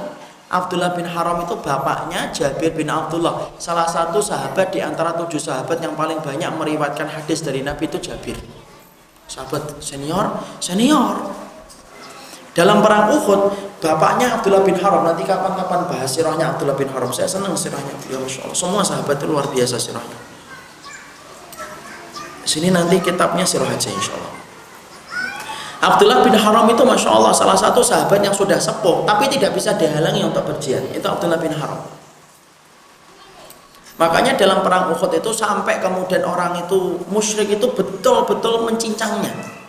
Dalam satu riwayat yang disebutkan oleh Imam Ibnu Katsir, kupingnya itu tidak ketemu ketika meninggal dunia. Kupingnya tidak ketemu. Karena yang suka memutilasi orang itu siapa? Orang-orang musyrik, orang-orang kafir dari dulu kayak gitu. Kalau kita kan nggak boleh Pak, bunuh sudah. Tidak boleh kita memutilasi, tidak boleh, itu namanya tamsil, tidak boleh, itu haram dalam hukum Islam dan itu melampaui batas. Walaupun sama orang kafir, ya. Maka kemudian ketika meninggal dunia, siapa yang sedih? Abdullah, yaitu Jabir bin Abdullah, anaknya. Nangis. Di situ kita paham ya, ketika ada seseorang yang meninggal dunia, ada yang nangis itu boleh, Bukan kemudian tidak sunnah, kamu kok nangis sih tidak sunnah, udah ngaji di mana-mana nangis. Udah, menangis itu bagian dari konsekuensi logis. Makanya Nabi mengatakan innal uyuna tadma wal quluba tahzan. Loh, hati itu boleh sedih, mata boleh meneteskan airnya. Allah itu menitipkan air di belakang mata kita itu apa? Ya karena kita butuh ekspresi ketika sedih. Makanya Allah menitipkan air bukan hanya di sungai, bukan hanya di lautan, tapi di belakang mata kita. Jabir nangis. Nangis. Maka ketika kemudian nangis, Rasulullah tahu tidak ada orang yang paling sensitif bermuamalah kepada para sahabat kecuali Nabi. Nabi itu tahu. Nabi ada sahabat yang sedih aja Nabi tahu kok. Kamu kenapa sedih? Itu Nabi. Masya Allah ya. Beliau itu tipe mu'alim dan tipe murabbi, Pak. Bapak tahu nggak bedanya apa itu mu'alim dan murabbi? Mu'alim itu biasanya hanya ngajar tok selesai. Itu mu'alim, Pak. Kalau murabbi, dia tahu satu persatu semua orang yang kemudian ada di hadapannya. Itu namanya murabbi. Di pondok itu rata-rata ustadz itu mu'alim dan murabbi. Kalau rata-rata ustadz hari ini yang kita lihat di mana-mana itu dia mu'alim tapi bukan murabbi deh. Kenapa? Tidak bisa dia merhatikan satu persatu saking banyaknya dan jumlah dia waktunya juga terbatas. Tapi Nabi di antara keberkahan waktunya beliau itu mu'alim juga murabbi, tahu persatu persatu di antara sahabatnya. Itu saking barokahnya waktunya Nabi. Ngurusin negara tapi Masya Allah masih ngurusin 9 istri loh. Dan tidak ada satupun istrinya Nabi yang kemudian protes sama Nabi. Itu saking barokahnya waktunya Rasul ya, jadi saya punya buku berkah waktunya Nabi. Ternyata Nabi itu yang diurusi banyak, sama dengan 24 jam saya dan antum ini, tapi beda banget. Allah memberikan keberkahan bagi waktunya Rasul ya. Maka kemudian sampai kemudian Jabir bin Abdullah mendapati sedih, maka kemudian dipanggil, ta'ala indihuna ya Jabir, sini. Jangan nangis, sudah. Ala ukhbiru kama qalallahu li abika. Kamu tahu nggak apa yang dibicarakan oleh Allah kepada ayahmu? Bala ya Rasulullah, saya ingin tahu ya Rasulullah. Jabir, ma kallamallahu ahadan illa min mara'i hijabin wa kallama abaka kifahan. Jabir, tahu nggak? Allah itu kalau bicara dengan ruh ketika sudah meninggal dunia, Allah itu selalu bicara di belakang hijab, ada hijabnya. Kenapa? Allah itu punya hijab, kenapa? Cahayanya yang sangat indah yang tidak bisa untuk kemudian ini. Kapan Allah itu akan membuka hijabnya ini? Nanti ketika kita dimasukkan ke surga, insya Allah salah satu kenikmatan yang paling tinggi itu melihat wajahnya Allah. Maka kemudian ketika menyambut ayahmu, wa kallama kifahan. Tapi khusus ketika Allah itu bicara kepada ayahmu Abdullah bin Haram itu, maka sesungguhnya Allah itu bicara tanpa hijab, kifahan. Kifahan itu face to face. Face to face itu wajah ke wajah. Wajah ke wajah. Kemudian Allah karena menghormati Abdullah bin Haram, karena cintanya Allah kepada Abdullah bin Haram. Bapak bisa bayangin nggak sedahsyat apa imannya orang itu? Saking cintanya Allah kepada Abdullah bin Haram. Justru kapan? Meninggal dunia, habis terbunuh dalam perang Uhud, kupingnya hilang. Allah kemudian tanya, ya ibadi tamanna alayya u'tika. Kamu minta apa? Minta apa kamu? U'tika, aku kasih kontan cash apa yang kamu minta. Kemudian Abdullah bin Haram sudah mendapatkan surga. La ya ibadi. Kemudian Allah menyampaikan, tamanna alayya u'tika. Kamu minta. Aku kasih. Kemudian tahu permintaannya apa? Antuh iyani fa'uqtalu fika saniyatan. Kalau begitu ya Allah, hidupkan saya lagi supaya saya terbunuh lagi nanti hidupkan lagi, terbunuh saya lagi. Kemudian Allah menjawab, innahu sabaka minni innahu la yurja'un. Keputusan hidup dan mati ada batasan yang telah aku tetapkan, maka kemudian tidak bisa itu. Kemudian akhirnya apa? Abdullah bin Haram mengatakan, fa'abligh man warai. Kalau begitu ya Allah, sampaikanlah apa yang sedang aku rasakan dari kenikmatan yang Engkau berikan kepadaku. Sampaikan kepada anakku, sampaikan kepada keluargaku, sampaikan kepada umatnya Nabi. Kemudian Allah turunkan surat Ali Imran 169. Wala tasabanna alladziina qutilu fi sabilillahi amwat bal ahyaun inda rabbihim yurzaqun. Jangan sekali-kali deh kamu mengira bahwasanya orang yang mati itu terbunuh, tetapi mereka hidup dikasih rezeki oleh Allah. Makanya kalau kita ditanya, ruh itu tempatnya di mana ya Ustaz? Ruh itu tidak ada yang gentayangan ya. Sempat-sempatnya gentayangan, menghadapi pertanyaan mungkar dan nakir aja berat kok gentayangan. Nggak ada itu ruh bergentayangan itu. Ruh itu ditempatkan oleh Allah berdasarkan amalnya. Ada ruh yang ditaruh di dalam perutnya bumi, ada ruh yang ditaruh di atas periuk. Siapa itu pemilik ruh yang di atas periuk yang dipanaskan? Pemilik ruh zunat. Zunat itu orang-orang yang berzina. Ada ruh yang kemudian di dalam barzahnya dilapangkan oleh Allah seluas langit dan bumi. Ada ruh yang tergantung antara langit dan bumi. Siapa? Orang yang berhutang. Ada ruh yang digantungkan oleh Allah dalam tembolok-tembolok burung-burung hijau yang dia rumahnya di bawah arsy-Nya Allah. Kalau pagi dia kemudian memasuki surganya Allah untuk menikmati surga. Sore pulang istirahat di bawah arsy-Nya Allah. Makanya Ja'far Pak dalam perang Mu'tah meninggalnya siang. Terputus tangannya kanan, terputus tangannya kiri. Kemudian saat itu membawa royah. Royah itu apa? Tanda kemenangan Islam. Tanda bendera itu royah namanya. Bendera Islam itu royah. Dan sesungguhnya peperangan pada zaman itu ditentukan. Bendera kalau masih tegak berarti pasukan itu masih eksis. Maka kemudian peperangan yang sampai merenggut 3 sahabat besar. Salah satunya Ja'far, keponakan Nabi yang paling mirip dengan Rasulullah. Dia bawa kemudian dengan tangan kanannya diputus. Dibawa dengan tangan kirinya diputus. Kemudian dia susah payah kemudian dengan lehernya putus dari lehernya. Kurir menyampaikan langsung kepada Nabi ke Madinah dan mengabarkan, ya Rasulullah, Ja'far telah meninggal dunia. Malamnya Rasulullah bermimpi, inni ra'aitu Ja'faran yatiru bi janahaihi fi sama'il jannah. Rasulullah kemudian mengatakan, aku tadi malam ngelihat Ja'far sudah terbang di antara nikmatnya dan indahnya surga. Dan itu termasuk di antara apa? Janji kepada orang yang mati syahid. Makanya kemudian orang yang memberikan orang yang mati syahid diampuni dari dosanya, kemudian dia dilapangkan kuburannya, kemudian dia tidak mendapatkan azab kubur, dan salah satunya mampu memberikan syafaat kepada keluarganya. Makanya kita harus ingatkan Ummu Khansa menyedekahkan 4 putranya untuk berjihad di jalan Allah, dan dia berpesan, nak, 4-4-nya kalau bisa tidak usah pulang. Dan Allah beli semua 4 putranya Ummu Khansa. 4 putranya dibeli sama Allah, meninggal di jalan Allah. Disitulah kita paham, kalau anak kita Pak yang solih saja sudah bisa memberikan syafaat, apalagi anak kita mati syahid. Orang tuanya yang paling beruntung. Kalau anak kita solih tok, padahal solih sama syuhada itu lebih tinggi mana? Syuhada. Mana dalilnya? Mayyuti'illaha wa rasulah fa'ulaika ma'alladina an'amallahu alaihim minan nabiyyin wasiddiqin wasyuhada. Tuh, wassalihin. Ini urutannya manusia itu.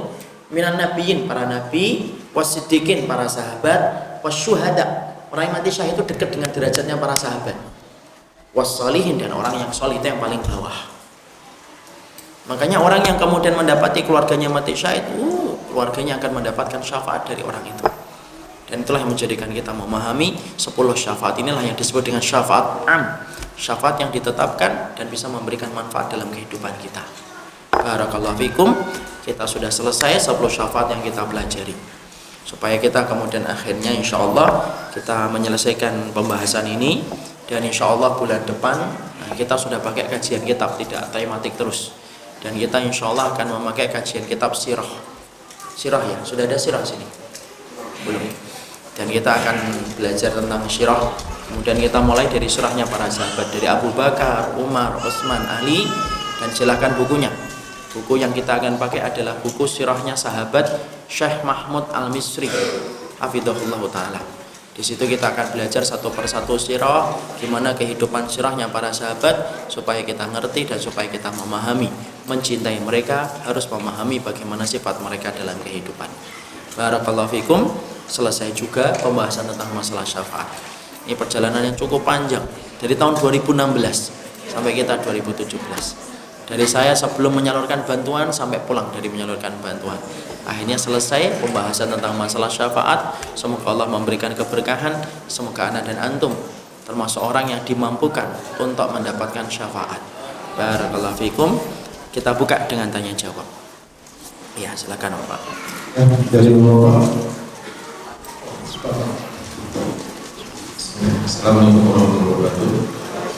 Saya tadi menjelaskan mengenai puasa yang puasa artinya ayo kita puasa Daud dan ketemu dengan Senin Kamis itu sebaiknya tidak digabungkan. Nah, Lalu bagaimana jika itu terjadi puasa Senin Kamis dengan ayam itu? Jadi ayamnya Jumat, Sabtu, Ahad, Seninnya kan puasa Senin Kamis itu bagaimana? Satu. Yang kedua, Ustaz mengutarakan beberapa kekhususan atau fadilah membaca beberapa surat dalam Al-Quran, salah satunya Al-Mulk.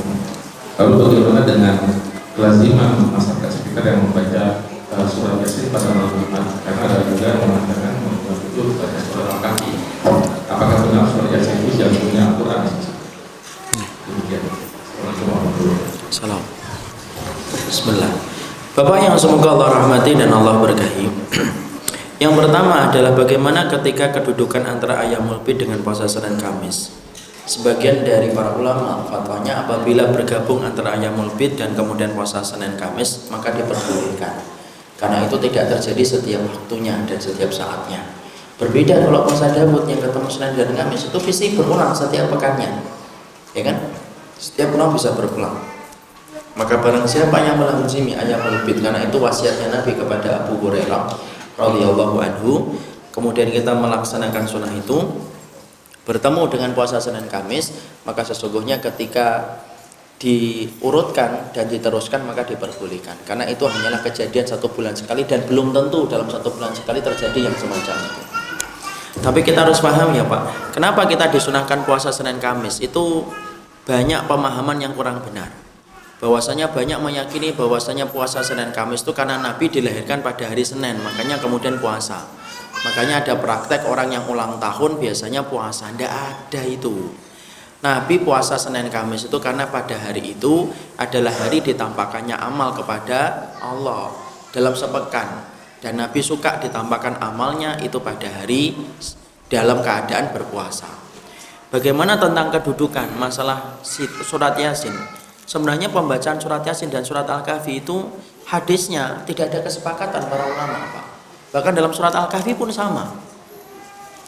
Surat Al-Kahfi pun tidak lepas dari perbedaan para ulama. Sebagian ulama juga masih mendhaifkan tentang keutamaan surat Al-Kahfi. Makanya sampai diterangkan man qara'a surat Al-Kahfi lailatal jumu'ati addu'a lahu nur bainal jum'ataini. Barang siapa yang membaca Al-Kahfi diberikan cahaya pada 2 Jumat. Sebagian ulama ada yang mendhaifkan hadisnya dari Abu Dawud. Tapi sebagian ulama yang lainnya menghasankan. Saya termasuk yang berpegang kepada menghasankan, tapi tidak menafikan ketika ada yang melemahkan, saya tidak menyalahkan. Bagaimana dengan surat Yasin? Surat Yasin yang saya pahami dan saya baca dalam beberapa kitab hadis, salah satunya dalam kitab Al-Mawdu'at Imam Al-Jauzi, maka itu termasuk di antara surat sama dengan surat-surat yang lainnya, tidak ada perbedaan. Adapun yang mengatakan bahwasanya itu termasuk jantungnya Al-Quran, hadis itu hadis yang kemudian memiliki guncangan di dalam masalah sanad. Artinya belum ada kesepakatan para ulama ketika mengambil hadis tersebut.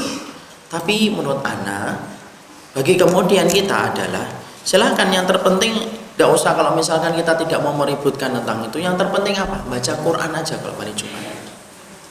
Itu jawaban yang paling enak. Jadi kalau kemudian kita ingin untuk melazimi surat Al-Kahfi silahkan. Ataupun ketika kemudian kita ingin membaca Al-Quran secara umum silahkan. Makanya sebagian para ikhwan itu mereka melazimi untuk membaca surat secara umum tanpa mengkhususkan surat-surat tertentu. Tapi yang jelas apakah surat Yasin termasuk jantungnya Al-Quran?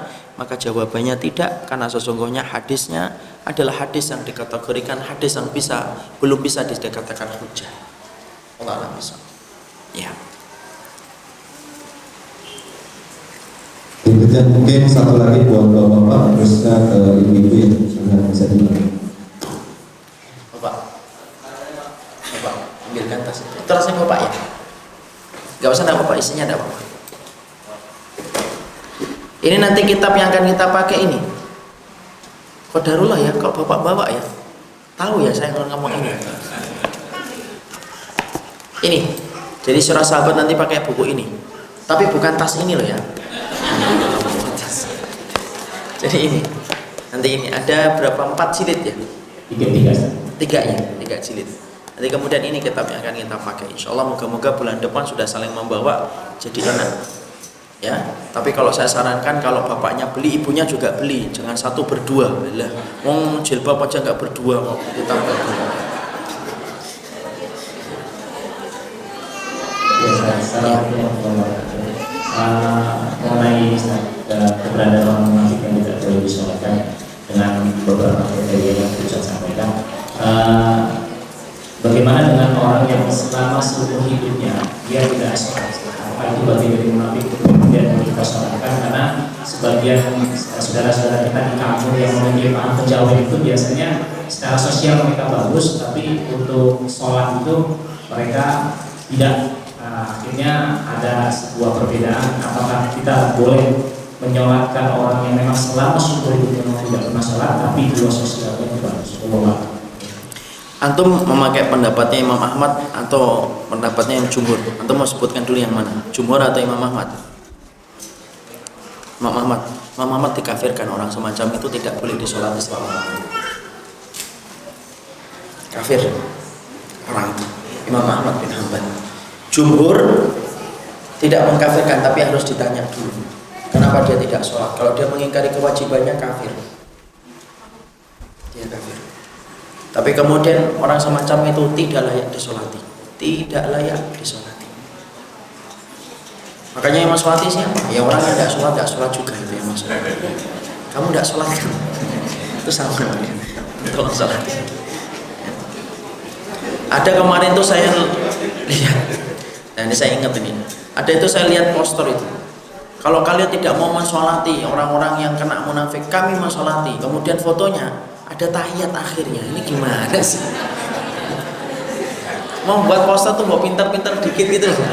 Sejak kapan sholat jenazah itu pakai tahiyat? Kemarin saya tahu itu, karena saya nggak tahu yang nggak lihat TV, tapi pas ketika baca ini kan, kalau kalian tidak mau mensolati, kami siap untuk mensolati. Terus kemudian ada fotonya, yang mensolati ya pakai tahiyat. Ya Allah, buat pintar dikit gitu loh, ya Allah karim ya Rahman. Jadi kalau misalkan pelaku dosa besar kayak gitu, kalau Imam Ahmad kafir dia, kafir.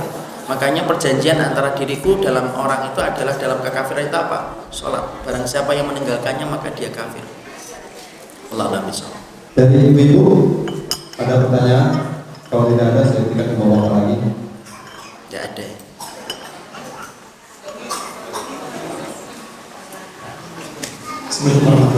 Salam. Kita tahu bahwa manusia yang paling mulia adalah Rasulullah SAW. Pertanyaannya, kenapa Allah memberikan 2 kali sakaratul maut ke Rasulullah? Kenapa dijelaskan? Allah itu memberikan 2 kali sakaratul maut kepada Rasulullah SAW. Dijawab oleh Imam Al-Qurtubi dalam kitabnya At-Tadhkirah li Ahwalil Mauta wa Umuril Akhirah. Karena sesungguhnya Allah ingin memberikan puncak ujian kepada Nabi supaya Nabi mendapatkan puncak nikmatnya di akhirat. Dan kita harus paham loh, ada orang yang beriman tuh yang kadang-kadang sakaratul mautnya itu berat. Kenapa? Karena sakaratul maut itu menggugurkan dosa. Kenapa ya ada orang kafir kok kelihatannya matinya gampang, batuk-batuk 3 kali mati? Karena Allah memberikan balasan itu, kebaikan dia di dunia tok. Nanti ketika di akhiratnya disiksa oleh Allah dengan puluhan kali lipat. Dan makanya ketika Nabi kemudian dikasih oleh Allah dengan 2 kali sakaratul maut supaya Nabi mendapatkan puncak kenikmatan di akhirat. Itulah yang dikatakan oleh Imam Al-Qurtubi. Dan yang kedua kata Imam Qurtubi, kenapa Nabi itu diberikan 2 kali ujian? Supaya kita kemudian umatnya merenung dan mengambil pelajaran, kata Imam Qurtubi. Kalau nabimu, nabiku, nabi kita bersama sakaratul mautnya seberat itu, apalagi kita nanti. Itulah di antara faedah yang disampaikan oleh Imam Al-Qurtubi. Ya. Jadi Masya Allah. Dan Rasulullah itu berat ketika meninggal dunia, berat. Makanya sampai Ibunda Aisyah itu ngomong apa? Ma kuntu akhbit. Aku tidak pernah iri lagi setelah aku melihat kematian Nabi. Aku tidak pernah iri kepada orang yang aku lihat tampaknya meninggal itu gampang. Kenapa?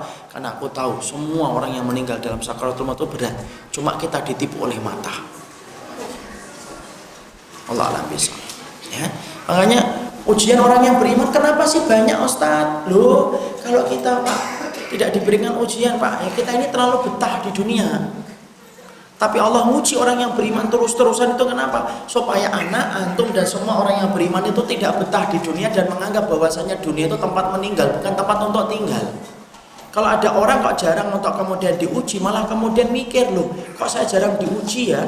Malah kemudian kita ini terlalu betah nanti di dunia. Akhirnya apa? Benci kematian. Makanya Allah itu berikan dan Allah timpakan ujian itu terus menerus bagi orang yang beriman supaya dia merasakan nikmatnya ketika dia balik ke kampung halamannya, yaitu akhiratnya. Paham? Ya, terakhir Bapak. Assalamualaikum warahmatullahi Assalamualaikum. Saya menanyakan tentang orang yang soleh tadi disampaikan akan membawa syafaat bagi keluarganya. Beberapa hari yang lalu sempat ada polemik di antara kalangan Muslim terkait dengan perbedaan orang tua Nabi. Karena ada yang menyebutkan orang tua Nabi mati dalam kafir, kemudian ada juga yang mengatakan alam surga. Nah, sementara kita tahu bahwa Nabi membuat syafaat yang lebih besar. Bagaimana hal ini kita sikapnya? Ya. Bismillah. Bapak yang semoga Allah rahmati, tentang masalah status orang tuanya Rasulullah SAW. Ini masalah yang penuh dengan khilaf di antara para ulama. Ulama-ulama yang kemudian menyampaikan bahwasanya Rasulullah SAW orang tuanya berada di surga itu salah satunya Imam Qurtubi. Imam Qurtubi meyakini bahwasanya orang tuanya Rasulullah itu berada di surga. Karena tingkat keutamaan yang dimiliki oleh putranya yaitu adalah Nabi Muhammad SAW. Tetapi beberapa ulama sebagaimana Imam Ibnu Hajar, sebagaimana keterangan dari keterangan Muslim, maka sesungguhnya orang tuanya Rasulullah SAW itu berada di dalam neraka bersama dengan orang tuanya Ibrahim, bersama dengan orang tua kemudian Nuh, ketika kemudian mereka memiliki putra dan putra yang menjadi nabi tetapi orang tuanya tidak selamat dari kesyirikan. Adapun kita, masalahnya yang paling penting adalah biarkan ini menjadi khilaf di antara para ulama. Kenapa? Kita mengetahui tentang perkara ini, kalaupun kita mengetahui jawabannya, itu tidak menambah besar keimanan kita. Dan ketika kita tidak mengetahui jawabannya, tidak terlalu membahayakan iman kita. Tapi yang terpenting adalah bagaimana tetap kita saling mencintai orang yang beriman. Saya khawatir apabila kemudian ini sering dijadikan menjadi isu bagi orang yang ingin menjadi penumpang gelap. Akhirnya apa? Dibentur-benturkan antara muslim dengan muslim yang lainnya. Karena apa? Atas masalah yang sebenarnya khilaf di antara para ulama. Dan saya juga sarankan kepada para ustadz yang mengatakan bahwasanya orang tuanya Rasulullah itu berada di dalam neraka. Ketika kemudian merujuk kepada hadis riwayat Muslim, saya sampaikan kepada mereka itu, mbok sampaikan juga khilafnya di antara para ulama, supaya kemudian tidak terlalu meruncing perbedaan ini sampai akhirnya menyebabkan robeknya persaudaraan di antara kaum muslimin. Maka kemudian juga jangan salahin kalau ada orang yang kemudian kalian mengatakan Rasulullah itu rumah orang tuanya di neraka. Kenapa kok sampai mereka menolaknya keras? Karena mungkin ada yang menyampaikan dengan cara yang kasar. Jangan kasar lah kalau memang kita itu memiliki satu perbedaan. Ada beberapa pemateri yang saya lihat, mungkin juga saya juga tidak pandai menuduh orang. Tapi kadang-kadang banyak pemateri itu kalau menyampaikan satu perkara ada khilaf tapi tidak diterangkan khilafnya, itu bahaya. Akhirnya apa? Murid akan terbiasa melihat dari satu sisi yang menurut ustadznya dia tok itu saja. Padahal kemudian terkadang kita mendapati satu masalah itu ada khilafnya di antara para ulama. Kalau ada khilafnya, sampaikan khilafnya. Kemudian kita baru sampaikan, adapun saya milih ini. Tanpa kemudian kita menutup adanya perbedaan yang ada di antara para ulama. Biasanya kalau kemudian kita tidak menyampaikan perbedaan itu, apa yang terjadi? Umat akan mengerti perbedaan itu dengan hitam dan putih. Dan setiap ada yang berbeda hitam dan setiap yang sama putih, padahal tidak sesederhana itu. Nah, kembali kepada pertanyaan tentang bagaimana status wafatnya Rasulullah, wafatnya orang tuanya Rasulullah SAW. Biarkan itu menjadi khilaf di antara para ulama. Khilaf di antara para ulama-ulama besar. Imam Qurtubi itu ulama besar atau ulama ecek-ecek? Ulama besar. Ulama Jabodetabek atau ulama gede? Ulama gede. Ya sudah, kalau memang ada ulama besar yang menyampaikan itu, ya sampaikan khilafnya. Walaupun ketika saya kemudian walaupun ada yang ditanya, saya berpegang kepada pendapatnya riwayat Muslim, ya sudah, tidak apa-apa.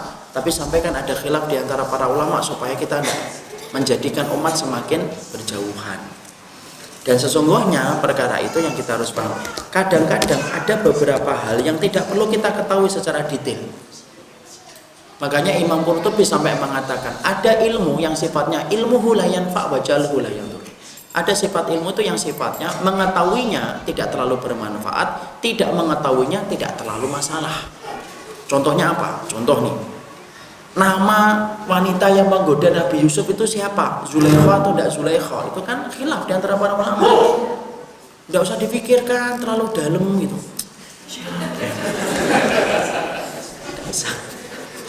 Sebagaimana kemudian nama buah yang kemudian dimakan Nabi Adam. Nama buah yang dimakan Nabi Adam itu apa ya? Imam Qurtubi ngingetin itu. Sudah nama buahnya para ulama beda sudah. Tapi ada satu keterangan dari Imam Qurtubi itu mengetahuinya tidak terlalu penting. Tidak tahu tentang nama buahnya, nama buah yang dimakan Nabi Adam tidak membahayakan iman. Jadi kita kategorikan semacam itu saja. Ada ilmu-ilmu yang semacam itu. Karena kadang-kadang tidak semua perkara memang harus kita kemudian tegesin dengan satu, enggak. Kadang-kadang ada satu persoalan yang kadang-kadang sudahlah ditempatkan kayak gitu aja. Karena saya khawatir Pak, kalau kemudian ini nanti dijadikan apa? Isu. Akan kemudian akan jadi penumpang-penumpang gelap yang berusaha untuk kemudian membentur-benturkan seorang muslim. Padahal kita ingin bersaudara, kenapa? Musuh kita terlalu banyak. Tapi janganlah kemudian kita berpisah antara satu dengan yang lainnya. Wallahu a'lam bishawab. Jadi kadang-kadang hal itu kita biarkan saja. Dan saya ingatkan pula, ini keluar dari pertanyaan ini sudah selesai ya Bapak ya. Dan saya ingatkan pula kadang-kadang pertanyaan itu tidak semuanya memang harus dijawab. Ya, kemarin beberapa waktu yang lalu sudah lama saya pernah ditanya ketika nerangkan tentang masalah daurah Ramadan. Ustadz, kita kan Ramadan itu kan ngelihat hilal ya Ustadz. Iya. Kalau saya lagi di bulan gimana Ustadz? Saya jawab, ya sudah Pak, nanti kalau Bapak di bulan SMS saya. Nanti saya jawab dari sini. Ini terkadang tidak semua pertanyaan itu harus dijawab. Barakallahu fikum. Saya sampaikan itu saja. Semoga Allah memberkahi. Subhanakallahumma wa bihamdika asyhadu an la ilaha illa anta astaghfiruka wa atubu ilaik.